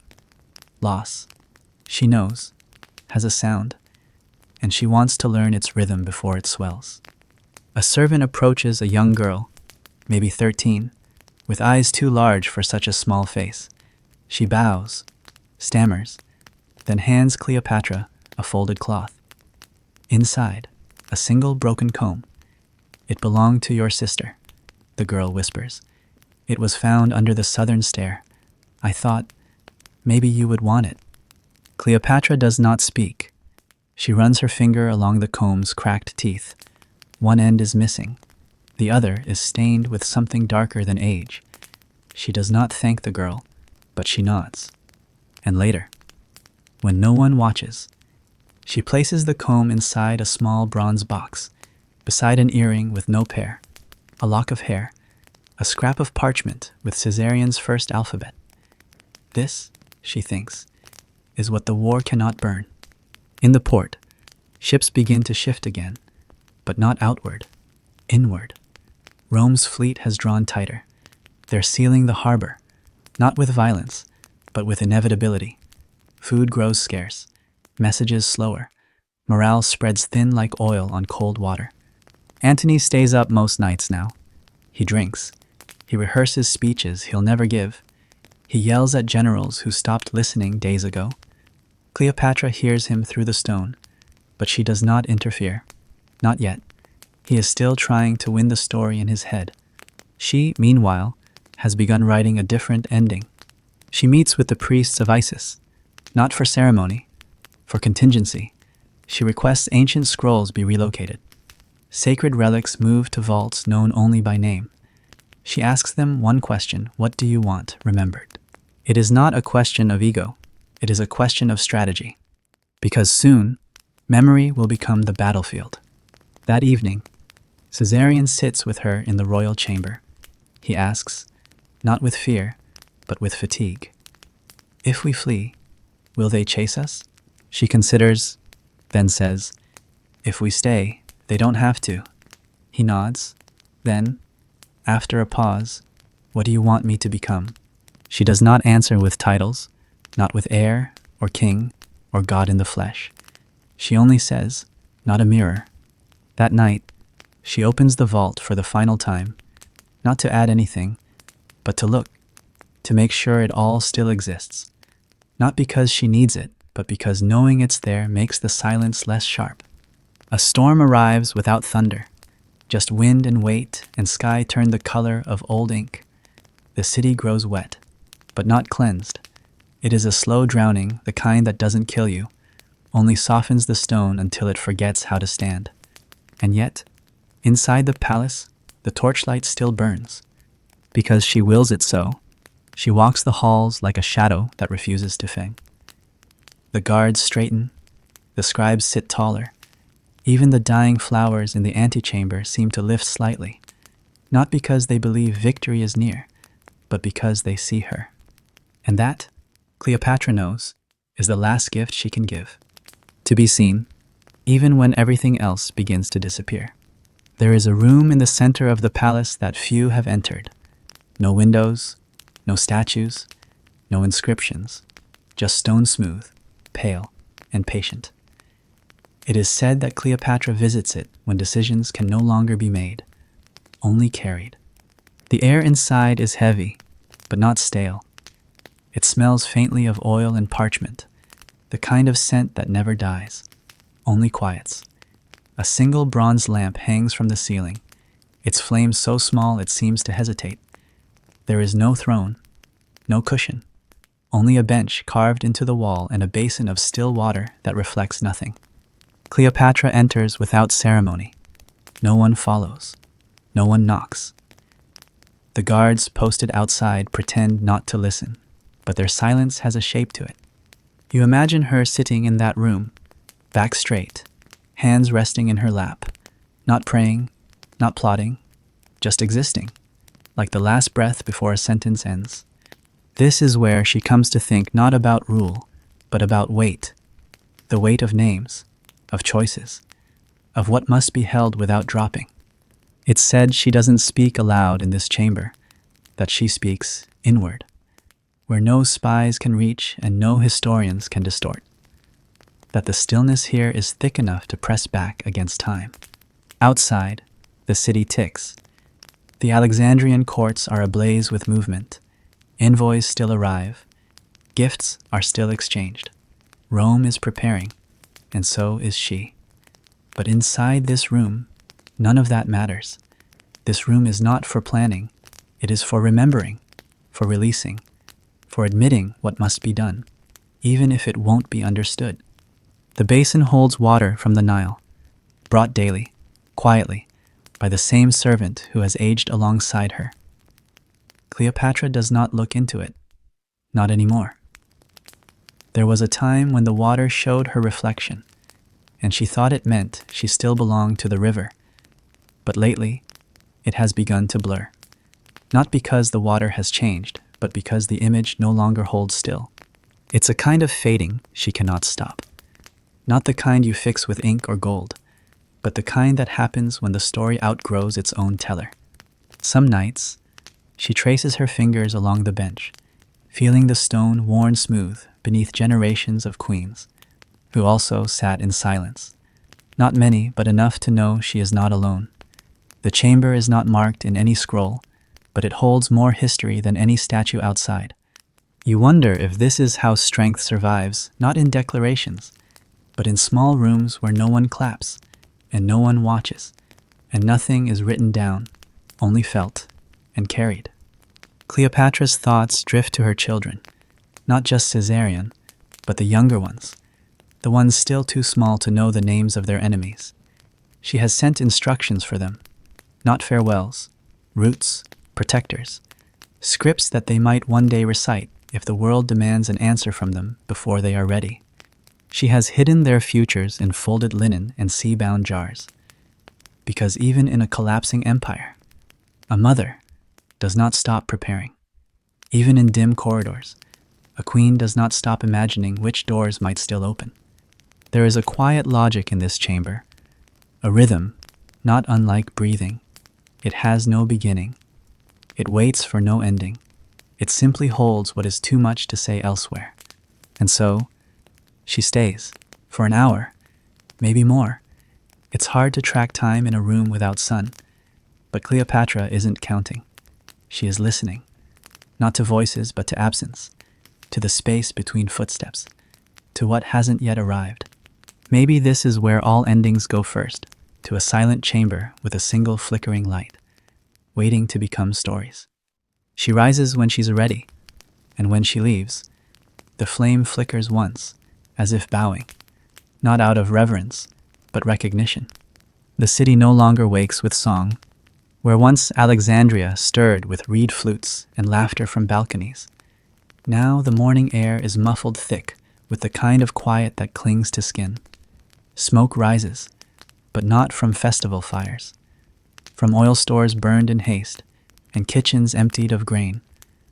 The harbor smells of metal, of ropes stretched too tightly, of ships that have not moved in days because they are waiting not for wind, but for surrender. Inside the palace, the windows are kept half closed, not from fear, from calculation. It is easier to manage hope when you control the light. Cleopatra walks slower now, not out of weariness, but precision. Each step matters. Every gesture becomes a symbol when the world is watching for collapse. She still dresses in color, still braids her hair with gold, but it is no longer a matter of vanity. It is a defense. Rome wants to see a fallen woman. She will not offer them one. In the corridors, servants still whisper her name, but less in awe, more in concern. They speak of strange visitors arriving through hidden passages, of scribes summoned at midnight, of physicians called for reasons never recorded. Antony rarely leaves his chamber now. The man who once feasted like a thunderclap has grown thin, his eyes restless even in sleep. Some say he is ill. Others say broken. Cleopatra does not say anything. She simply stands at his door each evening, pausing for a moment, and then walks on. There are no words left between them that Rome would not twist. You hear things, if you linger, the rustle of papyrus, the clink of coins being divided in silence, a child coughing through the night.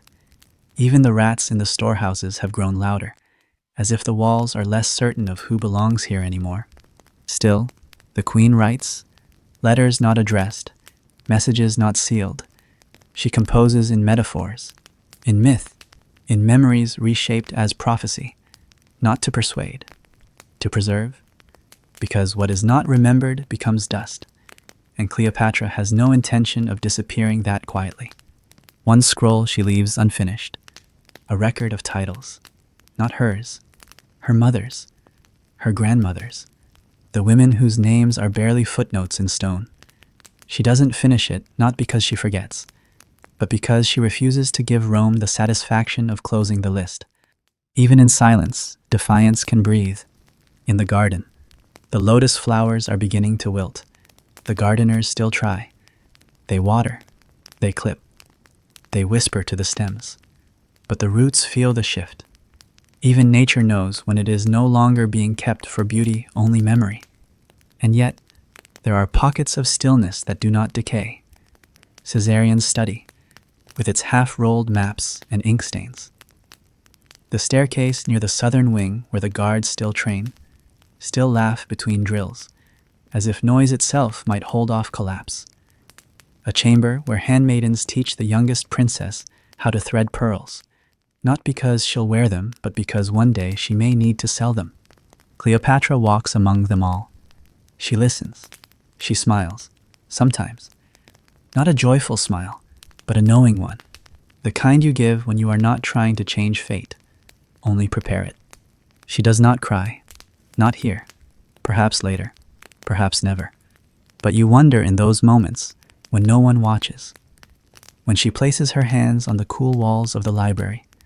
When she closes her eyes at the threshold of her own throne room. Does she allow herself to remember what this city used to be? Not the glory, but the laughter that didn't feel rehearsed. The festivals that weren't strategic. The sound of a child's feet slapping marble before anyone told him to walk like a prince.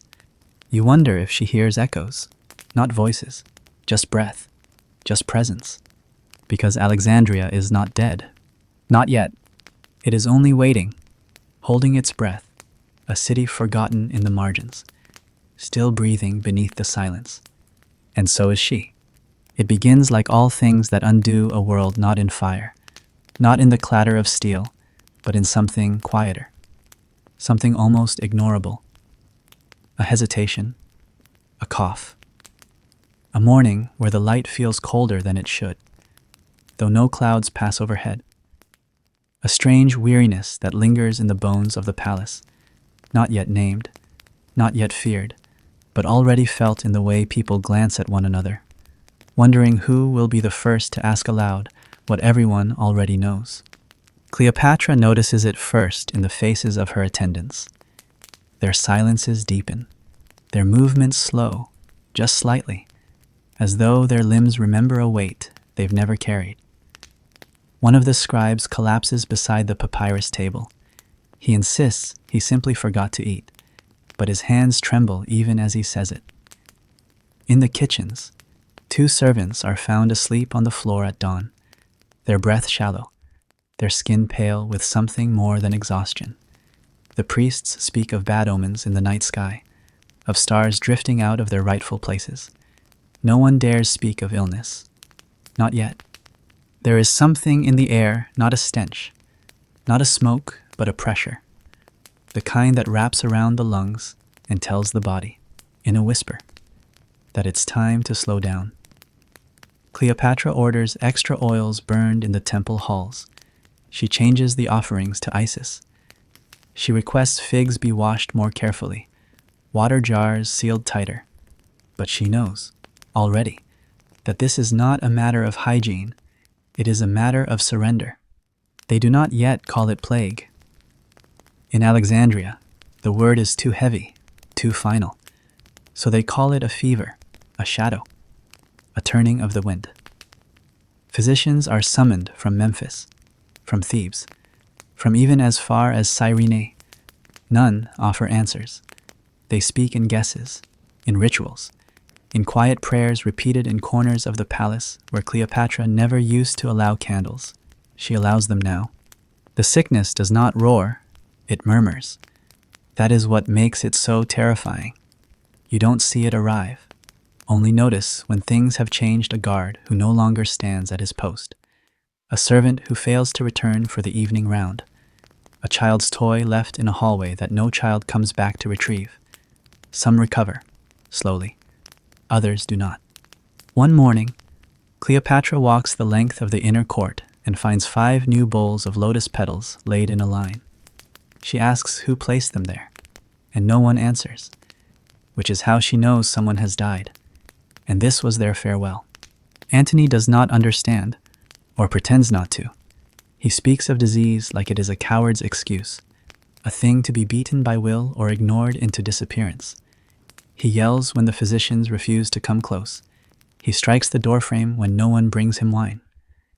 Cleopatra watches him not with anger, but with something quieter, something almost like pity. She knows that men like him, bred in conquest, trained in noise, do not survive quiet wars, the kind that do not announce themselves, the kind that kills slowly and without glory. She begins limiting contact, not from fear of catching the sickness herself, but from fear of being watched failing. She understands now that Rome is not waiting for her death. Rome is waiting for her to lose the shape of herself. If she crumbles, even slightly, they win. And so she holds firm. Her face remains painted. Her voice never cracks. She speaks to Caesarion each night with the same cadence she once used when the future seemed long. She does not shorten her sentences. She does not reduce her posture. She is still a queen, even as her court begins to thin. There is a moment one evening as the moon carves a silver path over the eastern wall, when she watches one of her oldest maids being carried from the corridor. The woman's hands are wrapped, not in cloth, but in her own robe, as though her skin could no longer be touched. Cleopatra does not follow. She does not ask where the body will go. She simply turns, slowly, and continues walking. Her steps do not falter, because some things must be grieved in motion. By the end of that week, fewer than half of the palace staff remain unstruck. Most of them are children, some too small to understand what it means to stay silent in the face of fear. Cleopatra gathers them one morning near the fountain that still bubbles, where the ivy has begun to creep over its rim. She does not lecture. She sings. The song is older than her father, older than the dynasty, older even than the walls around them, a lullaby once sung to her when she was ill with fever as a child. It has no gods in it, no promises, only rhythm, breath, the quiet beat of survival. The children sit still. They do not sing back, but they remember, and that is enough. By now, even the generals have stopped pretending. Messages are left unread, maps unrolled. Antony remains in his chamber, speaking to ghosts or futures. No one is sure. Cleopatra still reads, still writes, but the words now are not declarations or decrees. They are instructions, buried in metaphor, warnings disguised as poetry. There are scrolls she has hidden in urns of dried myrrh, others tucked behind false stones in the temple hall. Her legacy is being scattered, not to avoid it, but to protect it. The sickness begins taking the animals, first the cats, then the birds in the garden cages. The dogs are moved from the eastern wing, but it is too late. Even the silence now feels infected. Cleopatra kneels by the bed of her youngest daughter one night, her hand resting on the child's chest, rising and falling with the uncertain rhythm of sleep. She does not cry. She only whispers, "You are still here," over and over, as if that truth alone could become a shield. The child stirs, then settles. Breath continues, and Cleopatra stays there until morning. She has not left the palace in weeks. She does not intend to. The city beyond the walls grows fainter in her memory. The markets, the libraries, the musicians who once lined the port steps, all of it becomes story. Not because it is gone, but because she must now treat it as something past. To survive what comes next, she must already begin letting go. And yet, she continues, not just breathing, but choosing what to wear, what to say, when to be seen, what to hide. Each act, no matter how small, becomes a resistance against Rome, against illness, against the vanishing of what she has built. Some mornings, the sun does not warm the floor the way it used to. The shadows grow longer before noon. She marks it on a wall, not because she believes in signs, but because she believes in memory. And someone, someday, might stand where she stands and wonder what the light once meant. No one names the sickness. That is how Cleopatra knows it has truly won. Because once something has no name, it becomes part of the air, unseen, but everywhere. Still, she rises, because the queen must remain visible, even if the kingdom begins to fade. There is a bed in Cleopatra's private chamber that has held the weight of many names: lover, mother, monarch, myth. But tonight, it holds only one. The room is quiet, but not peaceful.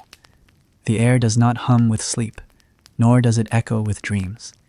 It simply waits, like the walls, like the ceiling beams, like the floor that remembers every footstep taken during the years when she walked these rooms without hesitation. The mattress stuffed with wool, softened over time by years of presence and pressure, still forms itself around her body, even when she is no longer lying there. It remembers the shape she left behind. It dips at the shoulder, curves slightly at the hips, as though it has learned to hold the absence as carefully as it once held the woman. It is an odd comfort, the realization that even in retreat, even in erosion, there are things that preserve the outline of you, not because they wish to honor you, but because you stayed long enough to leave a dent. She rises slowly from the bed, not because she is weak, but because movement, these days, must be intentional. Everything is slower now, not from fatigue, but from understanding. Speed is a luxury of the certain. She no longer has that. She moves like someone sorting through time with her hands. The light in the chamber is dim, filtered through a single oil lamp perched at the far end of the room. It casts the furniture in soft bronze tones, making the old cedar wardrobe appear newer than it is, and the marble-framed mirror blur into an impression of reflection rather than a likeness. Cleopatra doesn't look into it. Mirrors, she has learned, rarely tell the truth. They only echo what fear wants you to see. Instead, she touches the edge of the bed once more, running her hand over the fabric that has worn thin in places. A thread dangles near the bottom, pulled loose months ago, perhaps longer. She does not fix it. Some things, she thinks, should be allowed to fray. That is how they breathe. A tray sits on the bedside table, figs she hasn't touched, wine she hasn't tasted. The cup remains full. It always does now. Wine dulls the senses, and Cleopatra needs all of hers sharp. The chamber may be private, but privacy, in these final days, is never truly earned. Someone always watches. Someone always waits for weakness to emerge. She walks across the room toward the balcony, where the wind brushes against the stone like a memory trying to return. From here, she can still see the lighthouse Pharos, that great pillar of flame and stone, once the pride of a city built to outlast time itself. Tonight, it flickers against the dark like a wounded eye, still standing. Yes, but less certain of its purpose. Below, the city is quiet in the way dying things often are, not absent, just pausing between breaths. She leans forward, resting her hands on the railing. The coolness of the marble bites against her palms, reminding her that the world, for all its decay, is still real, still solid, still here. And so is she. Caesarion is asleep. She checked before returning to her room. His hair had fallen across his cheek, damp with the sweat of a troubled dream, and she brushed it back without waking him. There is something painful about watching him sleep now. It's not just the innocence, it's the fragility of it, the way youth still believes time is generous. But time, she knows, is not generous. It's cruel in the quietest ways. She returns to the bed, sits on its edge. The fabric breathes around her, forming again to her shape as if welcoming something inevitable. She remembers nights when the room was filled with laughter, with Antony's voice recounting some absurd campaign mishap, with the rustling of maps and pillows, with the scent of sandalwood and wine. She remembers the way he once fell asleep mid-sentence, his hand still gesturing in the air like a general in a dream. She remembers wanting that moment to stay still forever. And yet, even then, she had known it would not. What surprises her most is not the grief. It is the clarity. How things that once seemed blurred by love or ambition now sharpen into lines she can no longer ignore. How the future, stripped of illusion, feels lighter than it ever did when filled with possibility. There are scrolls on her writing table, ink left open beside them, instructions, names, routes to be taken if the sea allows. She had spent the previous afternoon reviewing escape paths that no longer feel real. The sea is no longer theirs. The winds have shifted. Rome is no longer far. It breathes just beyond the harbor, patient as a lion beneath a tree. She wonders, briefly, if any of the paths still lead to safety, not for her, for her children, for something she once believed in. She cannot be sure, but uncertainty is not an excuse. Not anymore. She will still act, even if the act is quiet. She lies back. The bed receives her without question. And for a moment, she lets herself feel what she has denied for weeks, the ache behind her eyes, the tension in her jaw, the pull in her chest where breath has begun to feel less natural. Her body is not failing, but it is changing, responding to the knowledge that survival is no longer guaranteed, and that legacy now requires more than endurance. It requires intention. There is a knock, 3 soft taps, the signal agreed upon by her most trusted attendant. "Enter," she says. The door opens just enough for a shadow to pass through. A young woman, barely more than a girl, steps in, eyes downcast, holding a small vial. Cleopatra nods. She does not need to ask what it is. She had requested it 3 nights ago. Not for herself, not yet, but to know it was within reach. The girl sets it gently on the table and leaves without a word. Cleopatra remains on the bed. The vial catches the lamplight, glowing faintly amber. It is not large, barely a breath's worth of liquid, but enough, if chosen. She does not reach for it. Instead, she looks up at the ceiling, where the stone tiles meet in quiet geometry, lines that converge without conflict. She remembers watching those same patterns as a girl, wondering what they meant, if they held secrets. She used to count the spaces between them when sleep would not come. Now, she counts the seconds of silence.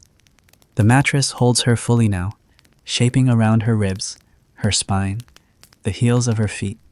She wonders how long it will remember her. If, years from now, when the palace is empty or conquered, someone will sit here and feel the ghost of her presence still pressing into the linen. It is not a tragic thought, it is a kind one, because not all memory requires a monument.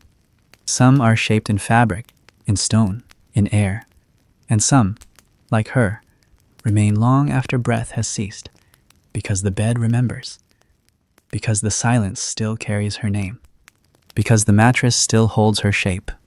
There is a room in the western wing of the palace that no one enters anymore, not because it has been forbidden, but because its silence feels sacred. The guards still pass it on their rounds, though none linger. The handmaidens sweep the hall outside it, but never pause to rest beside its frame. Even the youngest children, those too small to understand the weight of history, avoid touching its handle. It is not locked, and yet it remains unopened, because some doors close themselves not with keys, but with consequence. It is not the largest room in the palace, nor the most ornate. Its walls are simple, painted in faded pigments that once shimmered in the late afternoon light. The frescoes still depict Nile gods, crocodile-headed and owl-eyed, rowing silently across a river of stars. Time has not erased them, only softened their edges. The floor is tiled in black and white marble, arranged in long diagonal patterns that seem to stretch endlessly, as if inviting the eye to fall forward into memory. Cleopatra stands at the threshold, her fingers hovering near the bronze handle. She does not open it. She never does. The room behind the door is not just a chamber, it is a choice, one she has not yet made, and until she makes it, it must remain untouched. Behind her, the palace carries on, or pretends to. Couriers still arrive, though their scrolls grow shorter with each delivery. Antony is still somewhere within its walls, but he no longer calls for her, not since the last argument, the one where she spoke too plainly about defeat, and he replied with silence sharp enough to leave a mark. She has not seen him since. Whether he avoids her out of shame or strategy, she no longer knows. In truth, it no longer matters. The war outside the palace is no longer the one that consumes her. That battle is being written in Roman ink, on scrolls carried by men who will never pronounce her name correctly. What consumes her now is the shape of the ending, not whether it comes, but how it should be carried, gracefully, deliberately, not as retreat, but as resolve. Inside the unopened chamber, preparations have been made, not by her, directly, but by those who understand without being told. A small couch has been draped in fine linen. A clay jar filled with desert herbs sits in the corner. 2 sealed amphora lean gently against the wall, their contents known only to those who carried them in. There is a brazier for heat, and a copper mirror that faces nothing but the wall. Everything is as it should be, except the queen. She has come to the door many times, always alone, always at night. Sometimes she stands there for only a few breaths. Other times, for the length of a full candle. But always, she leaves. Not because she lacks the courage, but because the final act, she believes, should only be performed when the silence has truly deepened, when nothing remains to be said that hasn't already been whispered into linen or carved into the gaps between scrolls. And there is still much to do. That morning, she had spent over an hour dictating her last messages, phrased not as pleas or confessions, but as affirmations, declarations of presence. She did not apologize. She did not attempt to rewrite what had passed. She simply offered fragments of truth, softened with metaphor, sharpened with precision. One letter was addressed to her children, though she left their names out. It began with, "You were born of breath and empire." It ended with, "Let them never teach you that your mother knelt."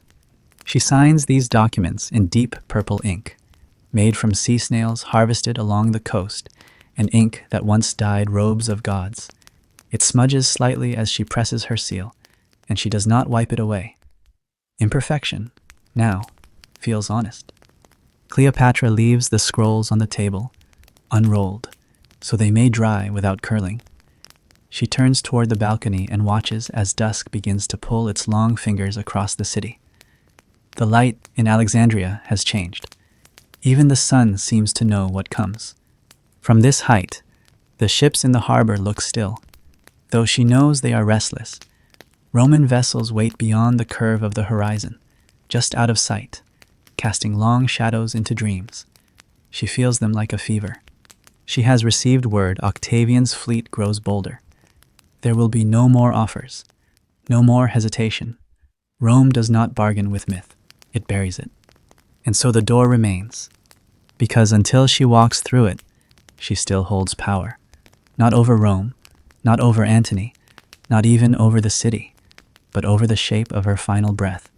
There is a kind of sovereignty in choosing how you are remembered. She moves through this palace one last time, though she does not frame it as farewell. The great library burned long ago still leaves an ache in her chest. Its shell remains, housing new scrolls, none as ancient.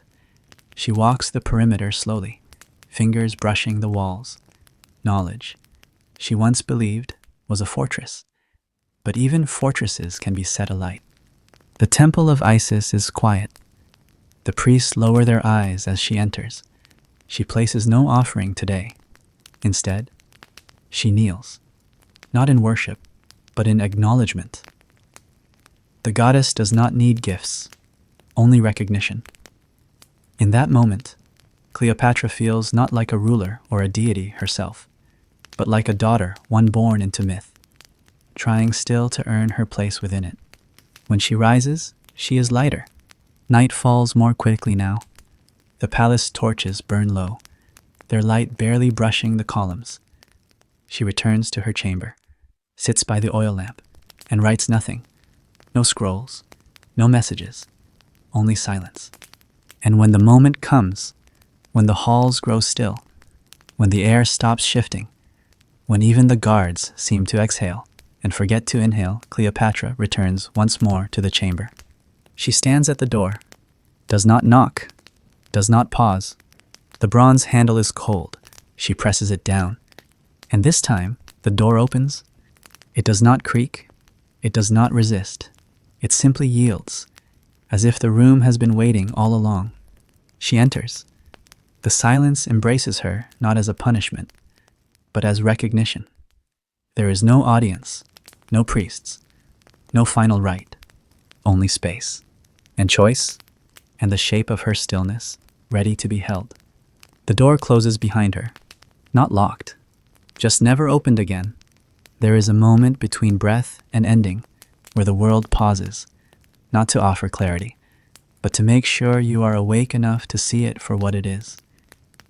That pause hangs heavy over Alexandria now, a stillness that stretches across marble and sea, settling into every corner of the palace like a velvet cloth laid over a body not yet cold. By the time the door is opened again, the queen is no longer there. Her body remains, yes, laid with care, adorned not in grandeur but in finality. A diadem rests lightly on her brow, not as a symbol of state, but as a signature. The linen draped across her shoulders is simple, unadorned, save for a single embroidered lotus near the hem. No one speaks. The air inside the chamber refuses to carry words. It is Iris who first weeps, not loudly, not uncontrollably. Her tears fall with a kind of discipline, as though even her sorrow must honor the ritual of departure. Charmian is quieter still, pressing her fingers to Cleopatra's forehead with a reverence not taught in any temple. They do not wail, they do not faint. They perform the ancient gestures of grief measured, exacting, sacred. This, after all, is not only a queen who has died.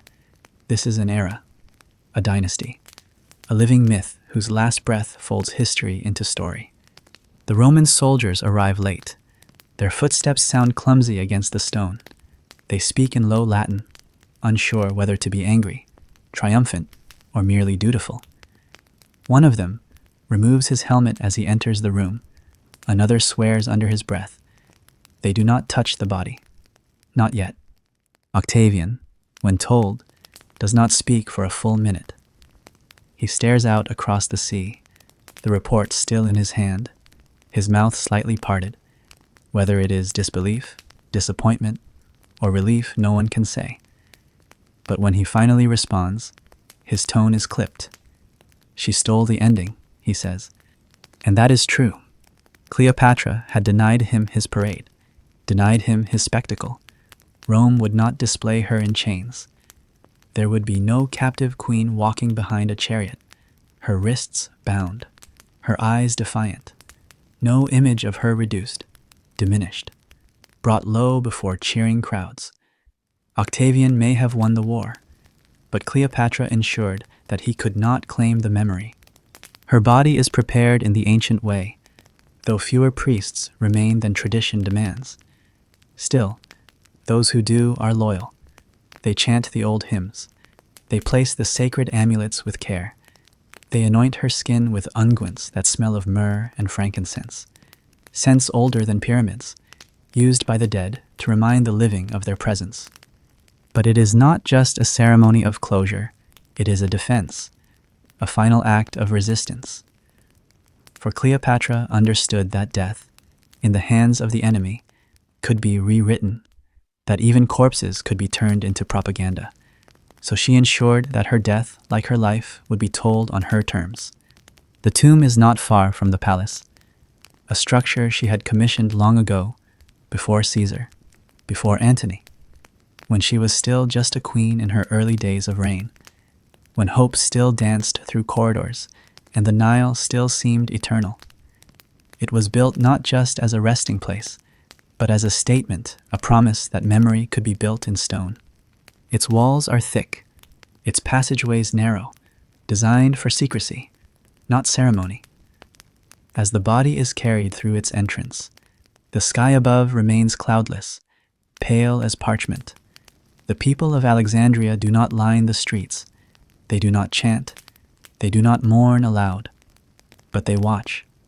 From windows, from rooftops, from shadows between market stalls, their silence is not apathy, it is allegiance. Inside the tomb, 2 chambers await, one now filled, the other still empty, still waiting. For Antony, his body, when found, is less intact, his features broken by his final act of violence. And yet Cleopatra had ordered before the end that he be buried beside her, not because she forgave him, not because she could not bear to be alone, but because together they represented a world that could not be understood in pieces, to be remembered properly, They must be remembered in conflict, in passion, in flame. They are interred without spectacle. No golden sarcophagi, no long processions, just stone, just silence, just the rhythm of loss made solid. The Romans do not stay long. Octavian orders the entrance sealed, the guards rotated, the story curated. In his official dispatches, Cleopatra is described as cowardly, as vain, as desperate. Her death, he writes, was not noble, it was pathetic. Poison, snakebite, whatever myth best serves the state. He does not care which. The facts are irrelevant. What matters is control. But Alexandria remembers differently. They remember the woman who spoke 8 languages and ruled with a voice so clear it made men tremble. They remember the eyes that did not blink before empires, the mouth that did not apologize, the mind that played Rome like a lyre, string by string, until it snapped. They remember the queen who did not ask for permission to die. And so the story begins to fracture. In Rome, Cleopatra becomes a cautionary tale, a harlot, a sorceress, a danger in female form. But in Alexandria, and in whispers beyond it, becomes something else. Not a failure, a warning, a flame that refused to go out the way they wanted. Years pass, statues fall, libraries burn again, Rome changes hands, new Caesars wear new crowns. But the tomb remains. The door, once sealed, is never opened again. Perhaps it is lost. Perhaps it is protected. Perhaps, as some claim, it is not a place at all, but an idea preserved in air, in echo, in the hush that comes before a name is spoken. They say no one wept at the tomb. That is not true. The sea did, and the stone, and the mattress that still held her shape. They say the silence inside the chamber was eternal, but that, too, is a lie. Because some silences speak louder than thunder, because some endings do not end. They deepen, they echo, they wait. The final silence is not the one that falls after death. It is the silence that lingers in the centuries that follow, the kind that creeps into scrolls, into speeches, into history's polished retellings, erasing the breath behind the name, softening every sharp edge, sanding down the truth until only the convenient fragments remain. That is the silence Cleopatra now lives in, not in body, not even in legend, but in the quiet corners where memory is rewritten by those who feared her most. Octavian returns to Rome with a procession, not a queen, no golden chains glinting under the Mediterranean sun, no sobbing sovereign to display to the crowds. He arrives with scrolls full of stories, sculpted not from fact but from ambition. The people, hungry for spectacle, devour every word. They do not ask why the queen is absent. They simply trust the story. He calls her dangerous, calls her unnatural, claims she bewitched 2 of Rome's greatest generals, that she used her body like a weapon, her voice like a venom, her womb like a threat, and Rome believes him, not because the story is true, but because it is useful. This is how history begins to bury her not beneath stone, but beneath language. They paint her in frescoes as a temptress, draped in serpents, half nude, half divine. They write plays where she moans like a child and dies like a coward. They carve her likeness on coins that were never hers. Even the poets, who should know better, turn her into metaphor. She is no longer a queen. She becomes a warning, a mirror held up to other women, whispering, "Stay smaller, stay." And yet something resists. In Egypt, her name still hums through market stalls, through lullabies sung to restless children. The old women speak of her not as a seductress, but as a scholar, a ruler, a mother who named her son after a god and dared to believe the world might bend toward him. The old men remember the tax reforms, the way she rebuilt the harbors, the foreign traders who bowed not just to her title, but to her intelligence. In the homes that still bear her crest, her story is not a tragedy. It is a song interrupted. The tomb, wherever it lies, becomes less important than the echo, because the truth does not need marble. It does not need monuments. It survives in tone, in rumor, in the refusal to be forgotten. And Cleopatra, if nothing else, mastered the art of remaining present even in absence. She is not the only woman they tried to erase, but she is the one who never left completely.